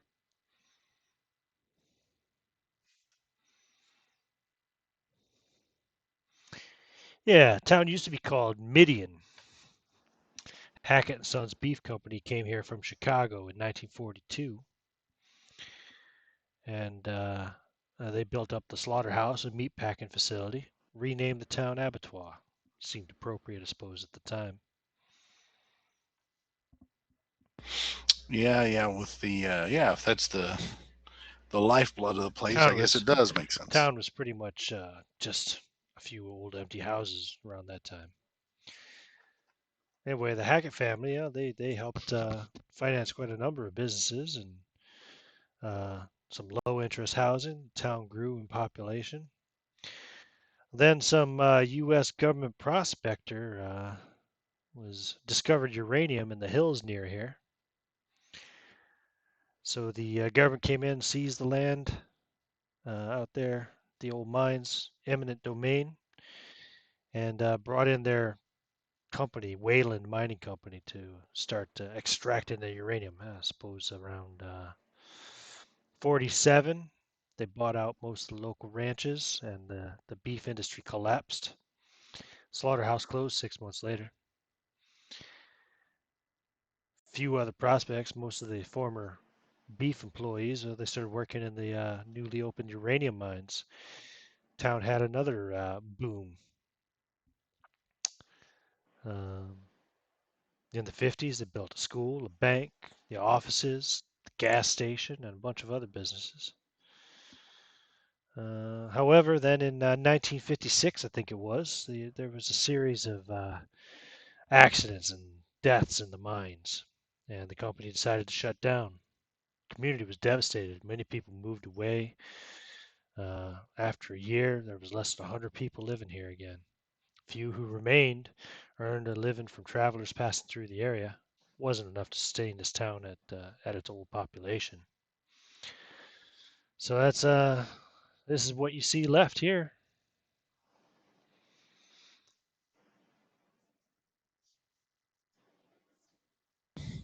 Hmm. So two booms and now it's bust. I guess that's not that unusual a story, but that certainly explains the vacant properties. Indeed. I mean, think about it. Would you want to move out to Abattoir? Special Agent Baines, wasn't it? Yeah, that's it. And no, not particularly, just to be honest. In fact, I'm surprised that a professional such as yourself would still be here. You know, looks like you could have found greener pastures as well. What's kept the people here who have stayed here? Ah, well, I've been out here for almost all of it. I moved out here right after the Hackett and Sons. Figured the locals would need a doctor. Saw it as my opportunity to kind of make myself the what's the word? Make myself a pillar of society, as it were. You know, Certainly. the Hacketts, they were good folk. They took good care of us in this town until the government came along and fucked it all up, as they tend to do. Anyway, I've been out here so long, and I still know all the boys. I mean, more so now than ever. I don't know what they'd do without me, especially Seth. Had to put that boy back together again so many times, it's not even funny. I could believe it. That's an injury there to his forehead. Oh around yeah. his eye socket. Oh yeah. Shattered a good portion of his skull that time. I managed to Well, I patch him don't know back many up. people that survive such an injury. Oh, Seth, he's well, he comes from tough stock, I guess. Just wish he'd slow down out on those old roads, those old dirt roads. They can be kind of treacherous. Oh, was that what it was? A car accident? A crash? Exactly.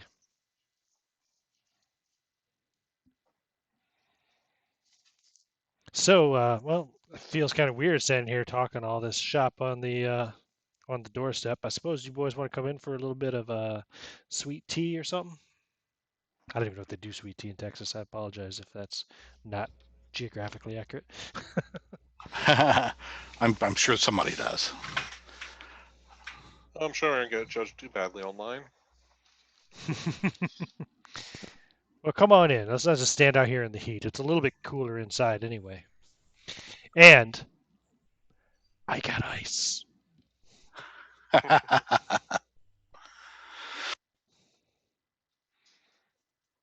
All right, so I So, guess we follow Dr. Brenner inside. Yeah, we'll do that. okay. You go walking in. He the house it's really nice. It's a nice country home, Georgia style house. He directs you kind of to the sitting room. Says, "Here, have a seat. I'll go get the tea. You both want ice, don't you? Yeah. It's over 100 degrees out there already, and the warmest part of the day is not for another hour or two yet. So, yeah. So tell me more about this missing kid. Said he had some friends with him. Yeah. Yes, with a party of four total, I believe. Yeah. And who were the others? Wallace Comley and Jack and Jazz Barrow. Jack and Janice Barrow. Mhm. Give me a listen check, because now he's talking to you from the other room as he's getting the iced tea. This isn't something that you Let's can see. spot. Oh, if only we were playing Delta Green. I got an 11 Hmm. doubles, but wrong system.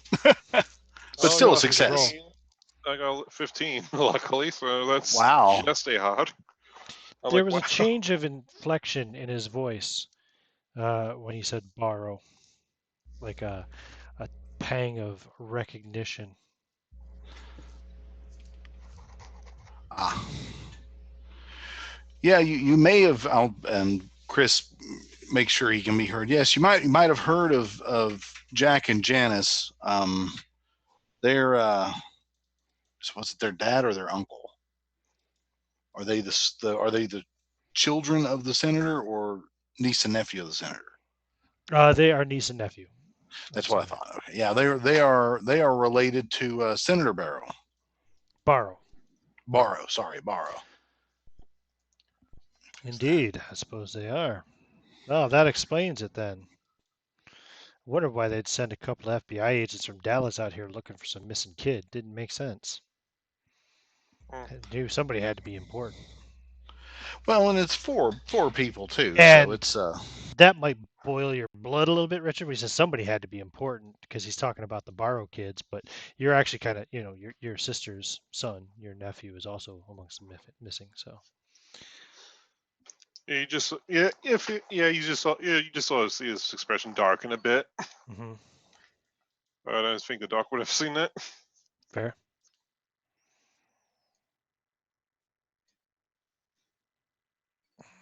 Here you go. He comes out and hands you each a glass of sweet tea, which is like half full of ice. Those big old-fashioned ice cubes. You remember the metal trays that you had to break apart? Yeah, yeah. right, right. Bit The before my big, time. big real cubes, actual cubes. So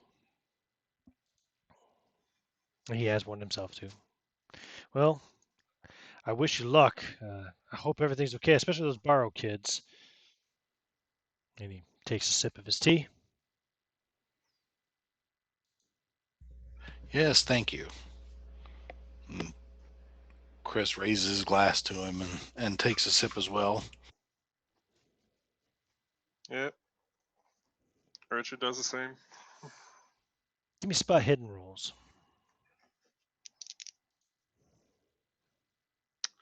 39. That's a 98, so I don't see anything.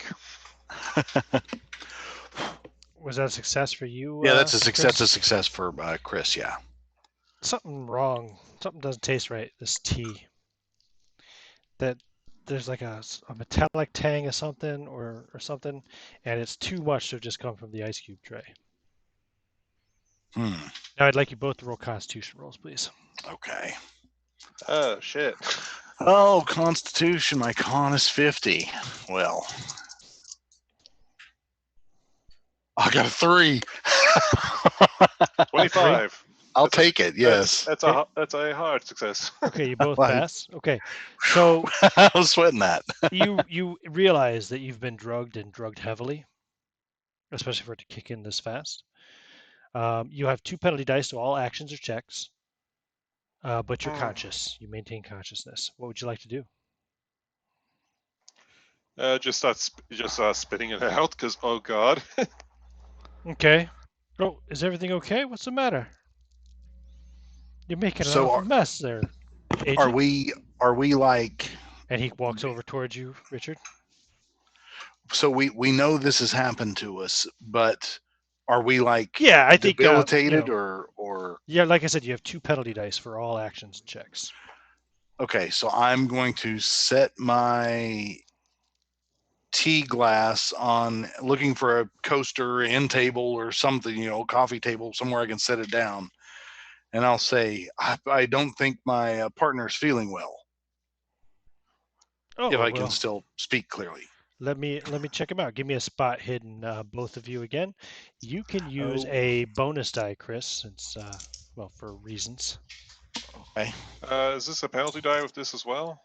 Oh yes, yes. I'm sorry. So you have 2 penalty dice. So in your Okay. case, if you make it with 2 penalty dice, Jordan. In your case, you only make it with 1 penalty die because of the bonus I gave you, Chris. Okay, so let's see. Let's say, well, I got a 60, which is exactly my skill in Okay, total. that's a success.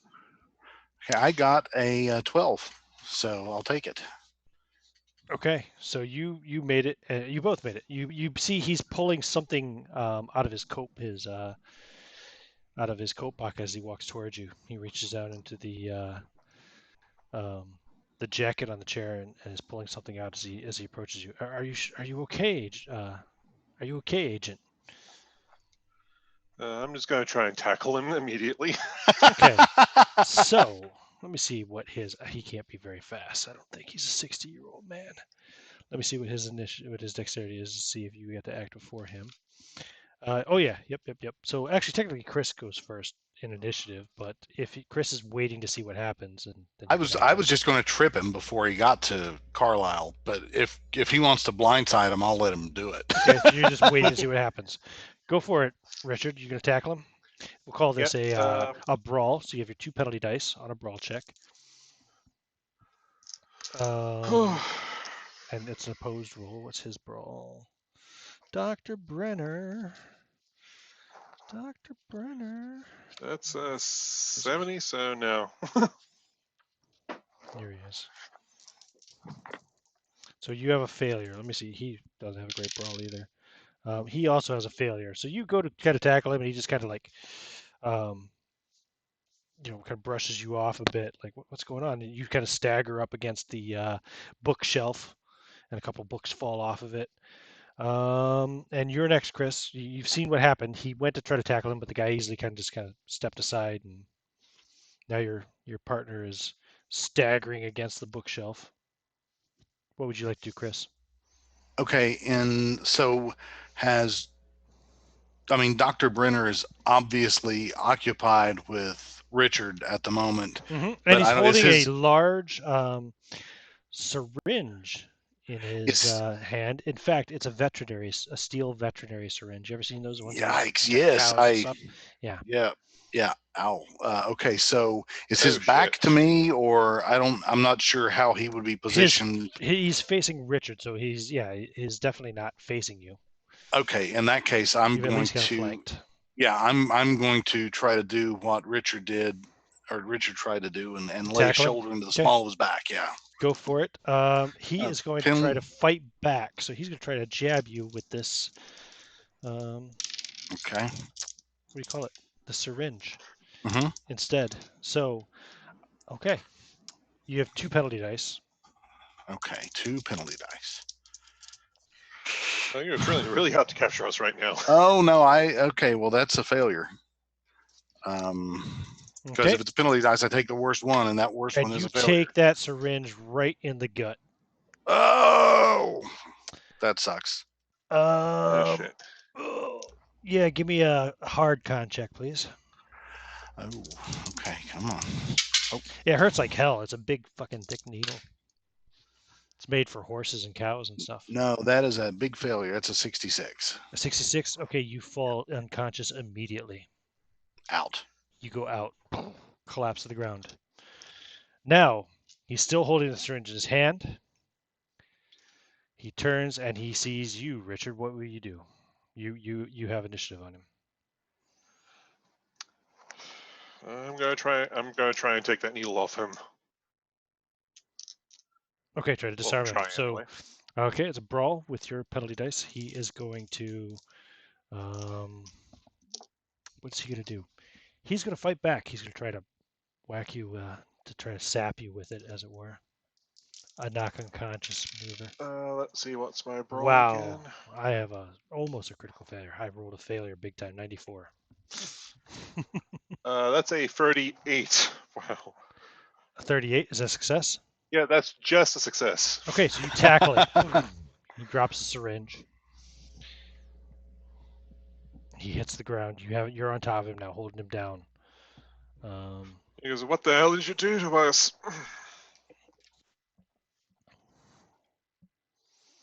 Gonna try and keep him pinned there. Okay, he's gonna try to break you off of him the next round.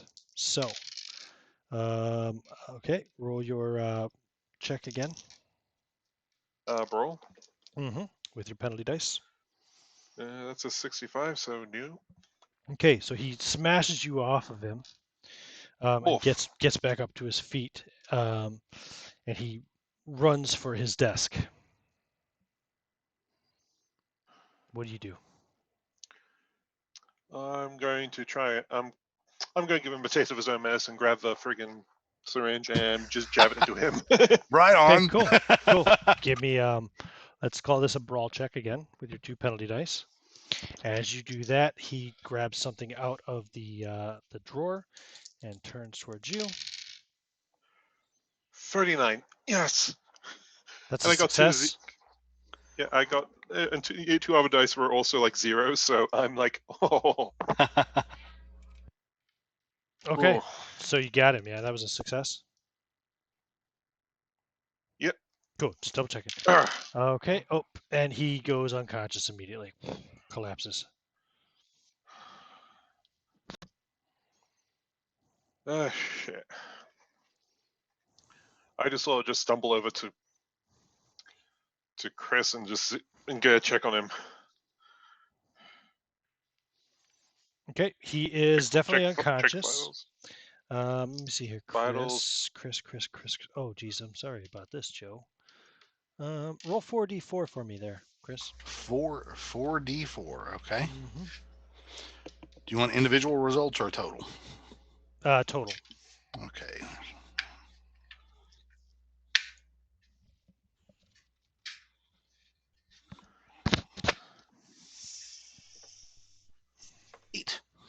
Eight. Okay, he's Total, out. yes. He's out cold. He's not waking up anytime soon. He's alive. He's breathing, but he's totally unconscious. You'll wake up in 8 hours, Chris. Yikes. You just got a dose of like cow or horse tranquilizer or something. Great. You're probably tripping balls too in your sleep. Excellent. Just what a young FBI agent needs. in the 70s. So he's not going anywhere under his own power. Iron Butterfly is playing around in the background in his dreams. Okay, assuming that I've still got at least some measure of motor control still. You're in the doctor's house. Give me a spot hidden roll. You're in his office, kind of. I'm guessing penalties are still. Yeah, yeah. Good point. Okay. Probably not. No. 44. So yeah, that's a successful spot hidden. Okay. You see his certificate on the wall, like his college certificate or something. As you look at it, he's a fucking veterinarian. He's not even a real doctor. He has a veterinarian certificate hanging on the wall behind his desk. I just sort of stare at it for a second. Go, son of a bitch. I just slapped myself a few times just to keep myself focused. Also, Right. sorry, because you got that success, I'll give you this too. That bookshelf that you bumped into earlier, you kind of jostled it a little bit away from the wall, and you realize that it's on like it's actually on a hinge, kind of like a hidden door, and it's partly ajar now, and there seems to be there's a dark room behind it anyway. Mm. Okay. Well, part of me wants to look at it, but I can't do that just yet. Mm-hmm. I don't know how long this doctor is going to be knocked out, so obviously I'm going to try and find some way to restrain him. If I can't find rope, I'll just use bed sheets or something as like a rope. Get him tied up to a chair. Probably stuff his mouth. Not a very heroic thing, but Okay. this guy just just assaulted a federal agent, so. Yep. Okay. Yep. You get them all tied into the chair and everything. Just get Chris propped up somewhere there and try a bit to wake him up, but obviously that doesn't work for a while. Okay. Yep. Try to wake him up for a little while. It doesn't work. How long are you going to do that? Well, obviously I'm gonna have to wait for a bit. I'll switch the Give me lights time. off on the house. Yeah, it's afternoon anyway, so. Yeah, I'll just make it look like nobody's home. Mm-hmm. Except for the two cars out in the driveway, his and yours. Crap. It's like, well, then again, I am partially drugged, so I'm probably not Fair thinking enough. quite as far ahead Absolutely. as I should be. That's a Makes good sense. point. Mm-hmm. So I'll just probably I'm just. It'll just look like it's just taking us somewhere because it's obviously going to try and abduct us or some shit. Mm-hmm. And I'm just gonna have Hidden to. room behind the bookshelf too. I'll just have a quick peek behind there. I won't enter it just yet. Okay, well you can tell like this just looking at the other side of this bookshelf door thing, it's heavily soundproofed. It's dark in there, but you can reach in and look for feel for a light switch. There's a kind of a metallic, like coppery kind of scent. It's not a scent; it's a straight up odor coming from there. I realize Shit. I was describing it way too flowery. No, it's you're It's a Call of FBI Cthulhu. agent. It's Call of Cthulhu. You're an FBI Purposes agent. space. You recognize the smell of blood. Yeah, I was like copper. Like, oh Yeah, you recognize the smell of shit. blood.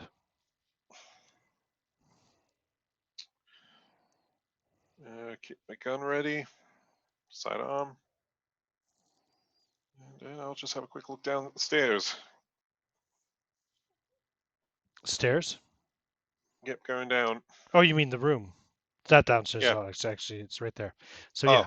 yeah, it's just a room behind there. It's heavily soundproof. You flip on the light switch. Yep. And this is I'm bracing essentially. myself because I got a bad feeling about this. Mm-hmm. This is basically a full operating room. All the gear and stuff there, except it also kind of looks like a slaughterhouse. There's blood all over the place. You're pretty sure that thing hanging on the wall right there is those yeah that there's large chunks of meat hanging on the wall, and you see some bones, um, like kind of falling out of a sack in the corner that look like human bones. Oh god. Oh. Yeah, I'm instantly regretting this choice. And that meat it doesn't look like any pork or beef you ever saw.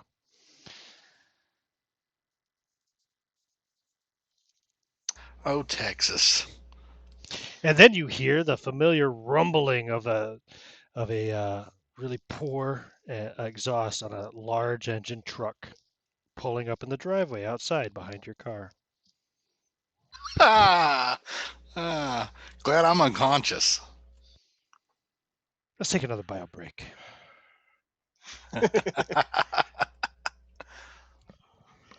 Oh shit.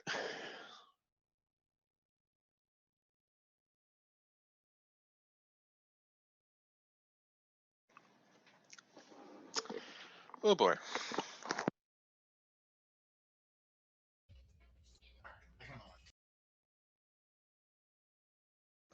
I mean, he's a country doctor. Everybody loves a country doctor, Didn't right? think didn't think it was that that country. Uh, I mean, humans are animals, aren't they? Yeah, yep, Mm. definitely are. They're mammals.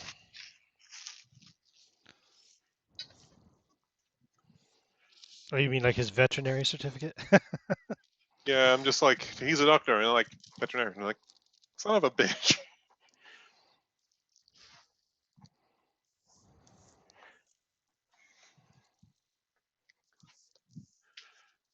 Uh,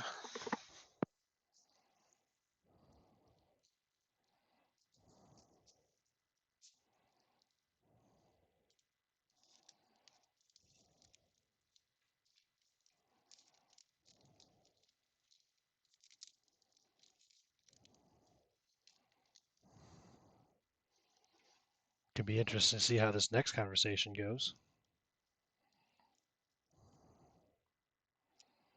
if indeed there is any conversation. Don't worry, Joe. You will get back in on this. I hope. I don't expect to kill you while you're unconscious. I think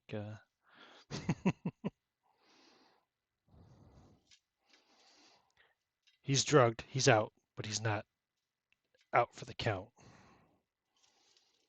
unless that count happens to be up to 8 hours.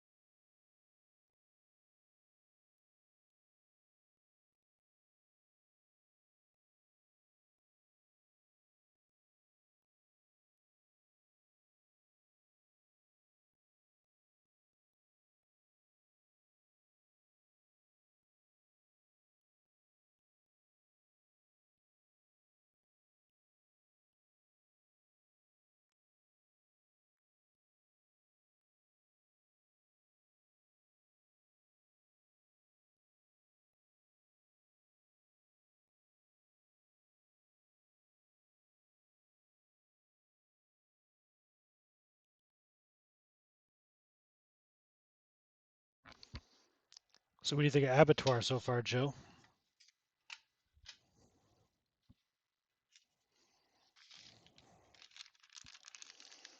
Nothing. No. Maybe still away.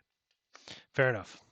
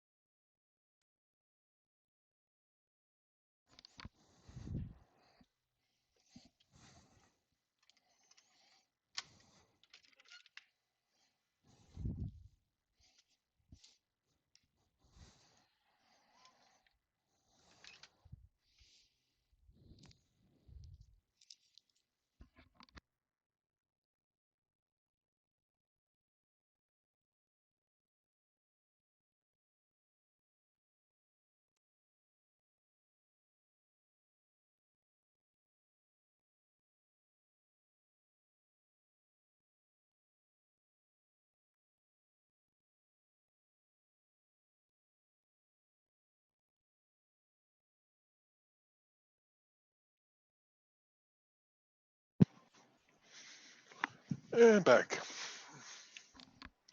What do you think of Abattoir so far? Could be better. uh,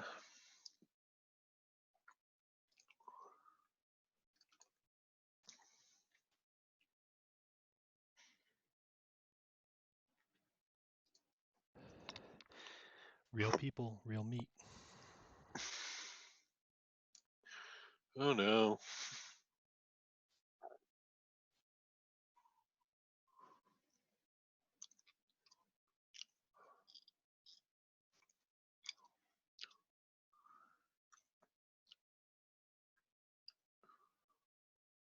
We had fun writing it. We wanted to use all kinds of those kind of cheesy 70s grindhouse kind of business names, you know, Last Stop Bar and Beds, Hackett and Sons Beef Company, Oh, now I Abattoir, remember where now I remember where I saw Scott Brown. Seskorkowski. Yep. I was just looking at it like it vaguely reminds me of something that's probably going to involve me getting instantly killed.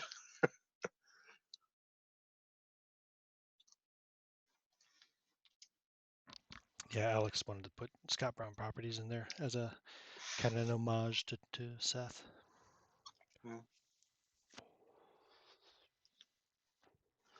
We're both big fans And of of his. course, if he ever runs a scenario for his own players, he'll probably trigger some BDSD in them. I don't think it's his style. I don't think he tends to go for the really gross adult kind of scenarios, but I'm not sure. Yeah, I don't know.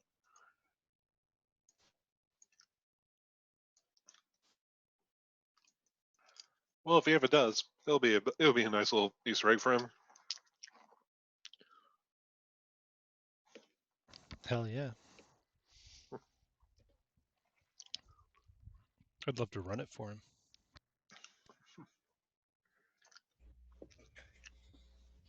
I'm now gonna figure out what the fuck I'm gonna do now. Try not to die. Yes, preferably. Right.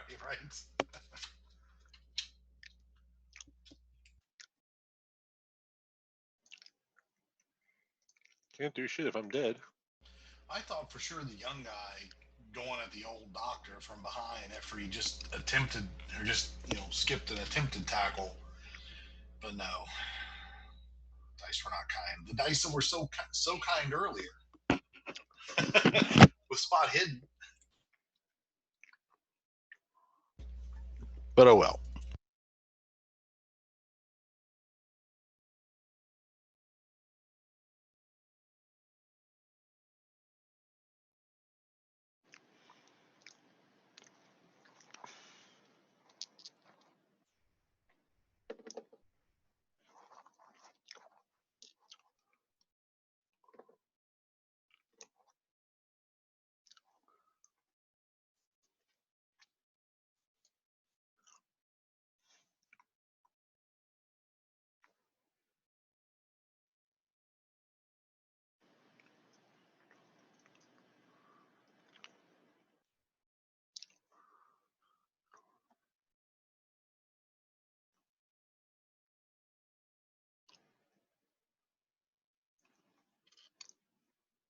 Now, Joe, are you going to be good for all 4 sessions if it takes 4?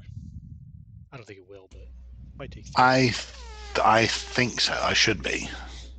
Cool. Be roughly the same time. Yeah, I think we got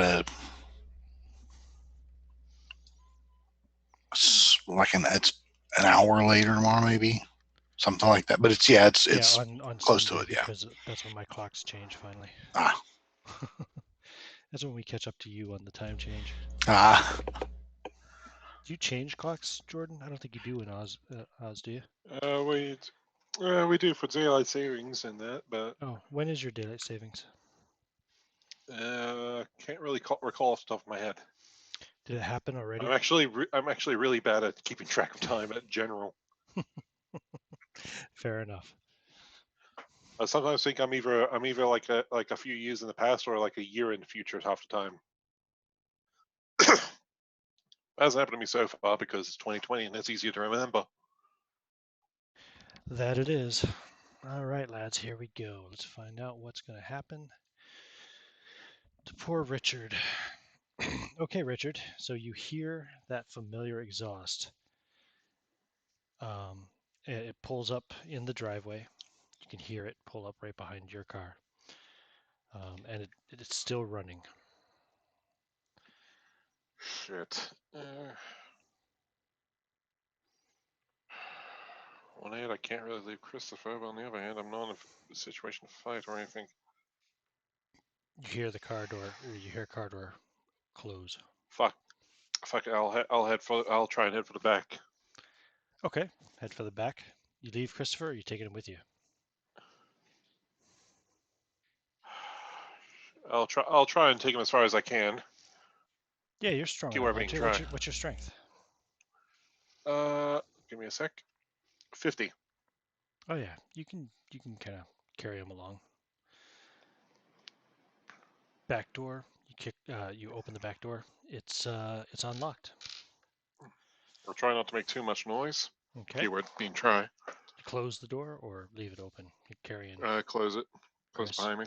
Okay, you kind of lower Chris down a little bit, hold him with one arm while you close the door behind you, as you hear knocking on the front door. Doc Bob, you hear Seth's voice.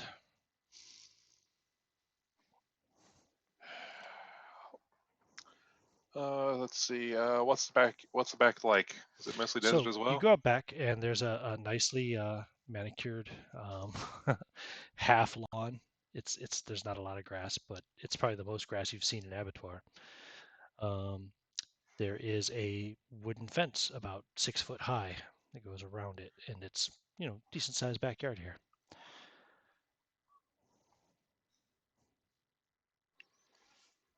Shit. Okay, I'll You try don't and. see any you don't see any gates in the fence or anything.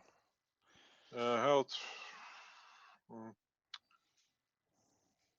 I'll take my gun out and I'll just try and I'll unholster my gun. I mean, and I'll try and keep myself moving just so I can just try and avoid these guys at least for now. Moving further into the yard towards the back of the fence, the back fence. Mhm. Okay. When you get to it, what do you want to do? 6 foot high How tall fence. is the fence exactly? 6 feet. Can't exactly. Well, I can't exactly throw Chris over it. Well, you can exactly throw Chris over it if you want to, but Mm, you can lift him. He's smaller than you. I suppose I'll have to holster my gun again and try and get him over the fence. Okay. Why not? Hopefully without hurting him too much. Chris, you come down over the other side of the fence. You're still unconscious, so your body's limp. Hits the ground. You hear him thud on the other side in the dirt. You take 4 points of damage, Chris. All right. Sorry.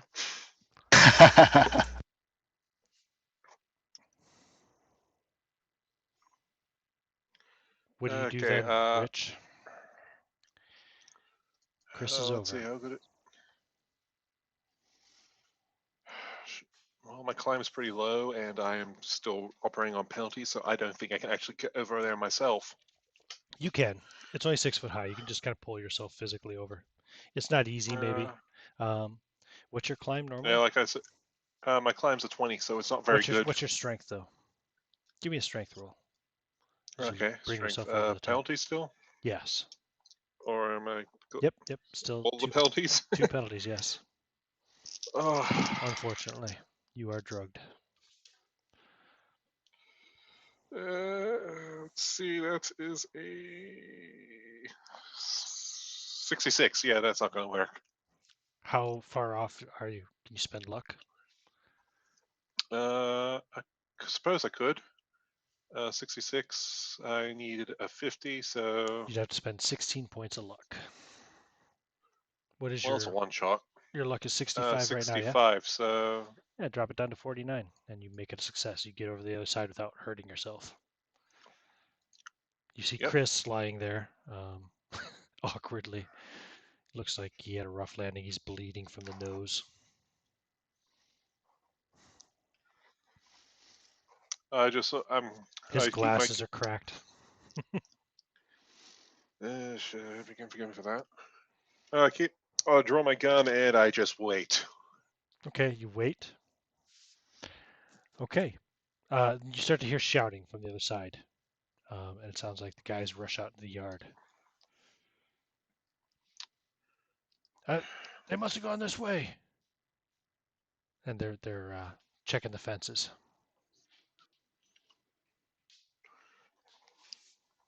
My cat's being an idiot. Hold on. Keep myself against the fence, and I keep my gun drawn just in case. Okay. One of them is coming your way. I got the back, boss. And he sounds like he's just on the other side of the fence from where you are. Shit. You see his bald head start to pop up over the fence as he's lifting himself up. I'll try. I'm gonna try my best to hide as best as I can, because oh god.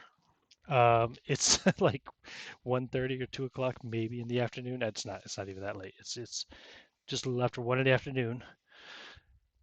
Chris is lying there in a heap. There's nowhere to really hide. He's coming over the top. Oh well, I'm gonna It's have to try and scrub aim desert where. mostly around you. You know what I mean? Like, but you're in the town. Shit. Well, then I'll just have to keep my. Well, I can pretty much tell where this is gonna go, so I'm just gonna keep my gun trailed right where I think his head's gonna pop up. You can see his head coming up. So yep. Are you gonna shoot him or are you gonna do something else? Shoot him. Yeah, I'm gonna have to shoot him. You get a bonus die for point blank range. So I So cancel that that one of takes the away one of penalties. your penalty dice. Yep. So roll your handgun or pistol, Let's see whatever it's what's my called. skills. Handgun. Okay, that's a decent. I got a good. Yeah, you're good. Good chance of not fucking this up royally. 42. So that's a success. That is a success. You shoot him right in the face. What's the damage on your pistol? 1d8 plus 1d4. So that's 12 plus 1d8 plus 1d4. I don't have to hear the results of the roll to say that when he pops his face up over, you see he's one of Seth's boys that you saw in the bar earlier. You blast him right in the face, and he just drops. He's dead. I'm imagining there's probably a shower gore from that. This is basically a grindhouse film. Yeah. What'd you say? I'm just imagining his head's made basically nothing but a shower of gore now. Because absolutely, yeah. This is a This is a grindhouse movie. It blasted all over the place. Yeah, you blasted his head pretty much exploded in blood as he falls back behind you. And you hear more shouting. Yeah, don't forget that the headless corpse then falls back over the fence on the other side. Yeah, back into because he wasn't completely back. So I'm picturing that in the grindhouse film as well, how that's shot. Absolutely. I'm gonna start trying to drag Christopher around back to the front. Okay. You actually hear the shouting get quieter. Then you hear 2 car doors again. And then you hear that truck engine as he's pulls back out onto the road and tears off into town. Like back towards the last stop or the SO, you're not sure. So when you drag Chris around, your car is there, the truck is gone. The dust is probably still settling from where he peeled out. I try and get Christopher to the car and get my shotgun. You can definitely get him into the car. It's not easy, but you drag him out there, put him into your car. You grab your shotgun. Is it in the trunk? Yep. Yep. You grab your shotgun. Then what? Check shells. Check ammo. Yep, it's loaded. It's not any good to you if it's not. So. Okay, cool. All You right. you still don't feel very good. You've definitely been drugged. Do you have any pharmacy or medical skills? You probably don't, do Let me double check. Let me you? see. No, Medicine 1. no. I think you have maybe some first aid. You have Pharmacy. some first aid. That's it. You don't have pharmacy. It's a science skill. So, yep. Okay. You know some first aid. That's about it. No, I could probably fix up. I could probably fix up Christopher's face right now, but that's You about it. could, yeah. Roll it Yeah, I could do that quick. with your penalty dice. Uh-huh. Let's see. What was my skill total again? 45. Well, that's a 40. So yeah. Okay. Yes. You get 1 hit point back, Chris, as he patches up your busted nose a bit. Takes your broken Hooray! glasses off. But you're still unconscious. Imagine you got him I'm gonna have propped to up get. in the car like Weekend at Bernie style. Put the seatbelt on. Something that didn't happen much in 1975, but it's True. happening now. Yeah, you could seatbelt him in. I'm probably going to have to be a bit extreme here. I'm going to go quickly back into the house. Okay. The Get doctor's the not there. doc. He's not there. Shit. Well, okay, I'm gonna have to quickly scope the place for any leads now, because we have obviously not we're gone past beyond the part of asking around. You already found his kill room / operating room. Anything else in there other than he has door? another operating room in the house, which is just looks like a normal operating room. It's clean. The one behind the bookshelf off of his office, that was the kill room. Um, Otherwise, I don't see anything else of interest in his house. No, there's no family photos or anything of that sort. He has a freezer, which has a bunch of sausage in it. My Uh, stomach Sausage looks is starting to familiar. my stomach is starting uh, to turn a bit because oh god. a cheese and lettuce sandwich looking pretty good now, isn't it? Yeah, it sure is. Yikes. Yep. Uh, I'd probably tell Christopher to shut the hell up, but he's not there right now. So Right. Sorry. Disembodied voice in your head was what that was. yeah, I can imagine that. Hmm. So where do you want to go? You see where you are on the map. Yeah, you're at 3M. You're east of the school. Let's see. Free. Do I pull the map back up? Yep. I'm zooming in.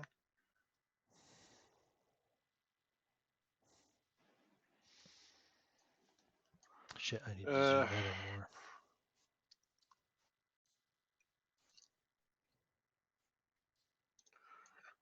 I'm probably going. So at this point, how many hours do I have? An hour probably hasn't passed yet, has it? No, no. This is still we're still within just a few minutes, relatively speaking. Yeah, like 10 minutes, 15 minutes. I'm going to try and just take the road down the street, down Main Street, go and then just try and drive through Hackett Road to just outside the town. Okay, so you're heading east out of town instead of back the way you came. Yeah, because I'm like, well, that would probably put me right in front. Because if they're going where I think That's they're going, perfect. I'll probably Yeah, they go. definitely went Right, towards town. yeah, if I go So back to town, west. they're probably going to be kind of pissed right now, and I cannot afford to get shot up anymore right now. So you want to go Hackett Road, which goes, Yep, runs up along the Hackett Road, south side past. of the, and northeast out of town. Yeah. Yeah. Okay. Very good. So let me bring this back up here then. So as you do, you'll drive by, what is that? 3, there's another object out there, isn't there? Oh no, sorry, number 10. What? Number 10 is the Highway 6 Diner, a classic aluminum sided diner from the 1940s. It looks like it closed down probably 20 years ago. Um, the windows are broken. The interior looks to be ruined from as you drive by, and continue northeast out of Okay. Hackett Road. Wait, is it abandoned? Yes, Okay. No other houses absolutely. nearby? Hold on, let me look at that again. No, not near number 10. That's across the street from Hackett and Sons Beef Company. The next thing over is the scrapyard, 11. Hmm. Okay, I'll just keep driving then. Okay, cool. So you're going to keep driving out of town. Just so I can get just outside of town. Yeah, I just want to pull something up here. This might be easier for me to find on the PDF, actually. Probably will. So that's what I'm going to do. Highway Blood. I'm looking for timeline of events, right?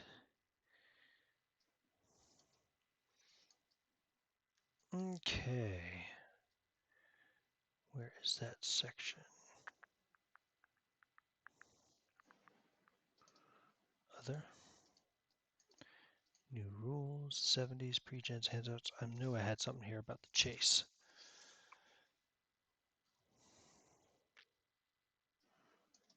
Abattoir Town. Surrounding roads, probably.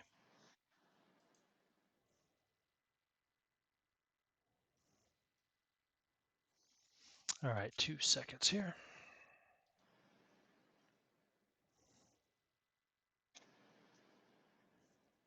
Here's what I'm looking for. Okay. Where is my section here? Page 75. Sorry, it took me a minute to find this. I'm trying to find the roads here. My plan is to drive just outside of town, and possibly find a spot where I can probably keep stay kind of sort of hidden, and just sort of wait out till Christopher comes back to consciousness. Whenever that is, Yeah, in not quite 8 hours. yeah, that looked like one hell of a powerful. That looked like a fucking horse tranquilizer or some shit. Cause he's like, just make sure he doesn't fucking die. Chase map. There we go. So you come pulling out here. What is the name of this road? It's Red Road. That's what I need to find. Landfill, Hackett Road, Ridge Road, Steel Road, Red Road.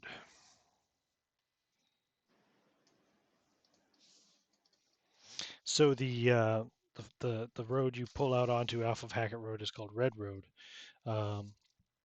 There's a hand painted sign just out of town that says the Highway of Blood. Jerry. It's heavily traveled.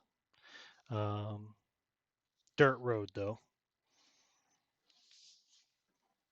And yeah. So as you pull out onto the road, you just want to keep driving, see where it goes. You're coming up to a T junction basically where you can either turn right or left. I'll try parking near there, I guess. You can try park. Okay, give me a spot hidden roll, please. Penalty still? Penalty still. Yes, sir. I'm afraid so. Okay, I can turn this 53. on to here. I'm so glad I'm looking right now. Yeah, that's a success. Okay. Oh my. So you look in the Barely. rearview mirror as you're getting ready to slow down to pull off the side of the road, and you see a car speeding up behind you. Looks like a Dodge Dart, and it slams into the back of your car. Give me a drive Oh roll. shit. Okay. Drive roll Probably with not your gonna... penalty dice. Yeah. Ooh. Okay. Please tell me I got a decent drive. 55, and that's a 40. Cool. Success. Success. Okay. Yeah, I So was like, slams into "Hmm, you, bumps you off the road a little bit, and almost into a little bit of a gully, but you manage to pull back up onto the road. As you glance back in the rearview mirror, you see that car still coming right up behind you again. You see another car coming up to pass it on the right side. shit. Well, I'm gonna have to try and escape this shit then. Okay, so what are you gonna do? You've got that T junction, right or left? Right. Turning right. Okay, and that will begin the chase. But that's where we will stop session 1. It's a perfect place for it. And Christopher's lolling about in the passenger seat beside you. And then The on the side, you got Richard just like sweating and sweating, panicking, and he's like, "Fuck, Exactly. fuck." And just So session 2 is tomorrow around the same time as we started tonight. If that's cool okay. with you guys. Sure thing. And Yep. yeah, we will start right away, Jordan, with Richard in the chase. We can go over chase rules then before it starts if you wish. Do you remember I sent you that handout in the chat before with the car? It'll have some information for chase Yeah, on that. yeah.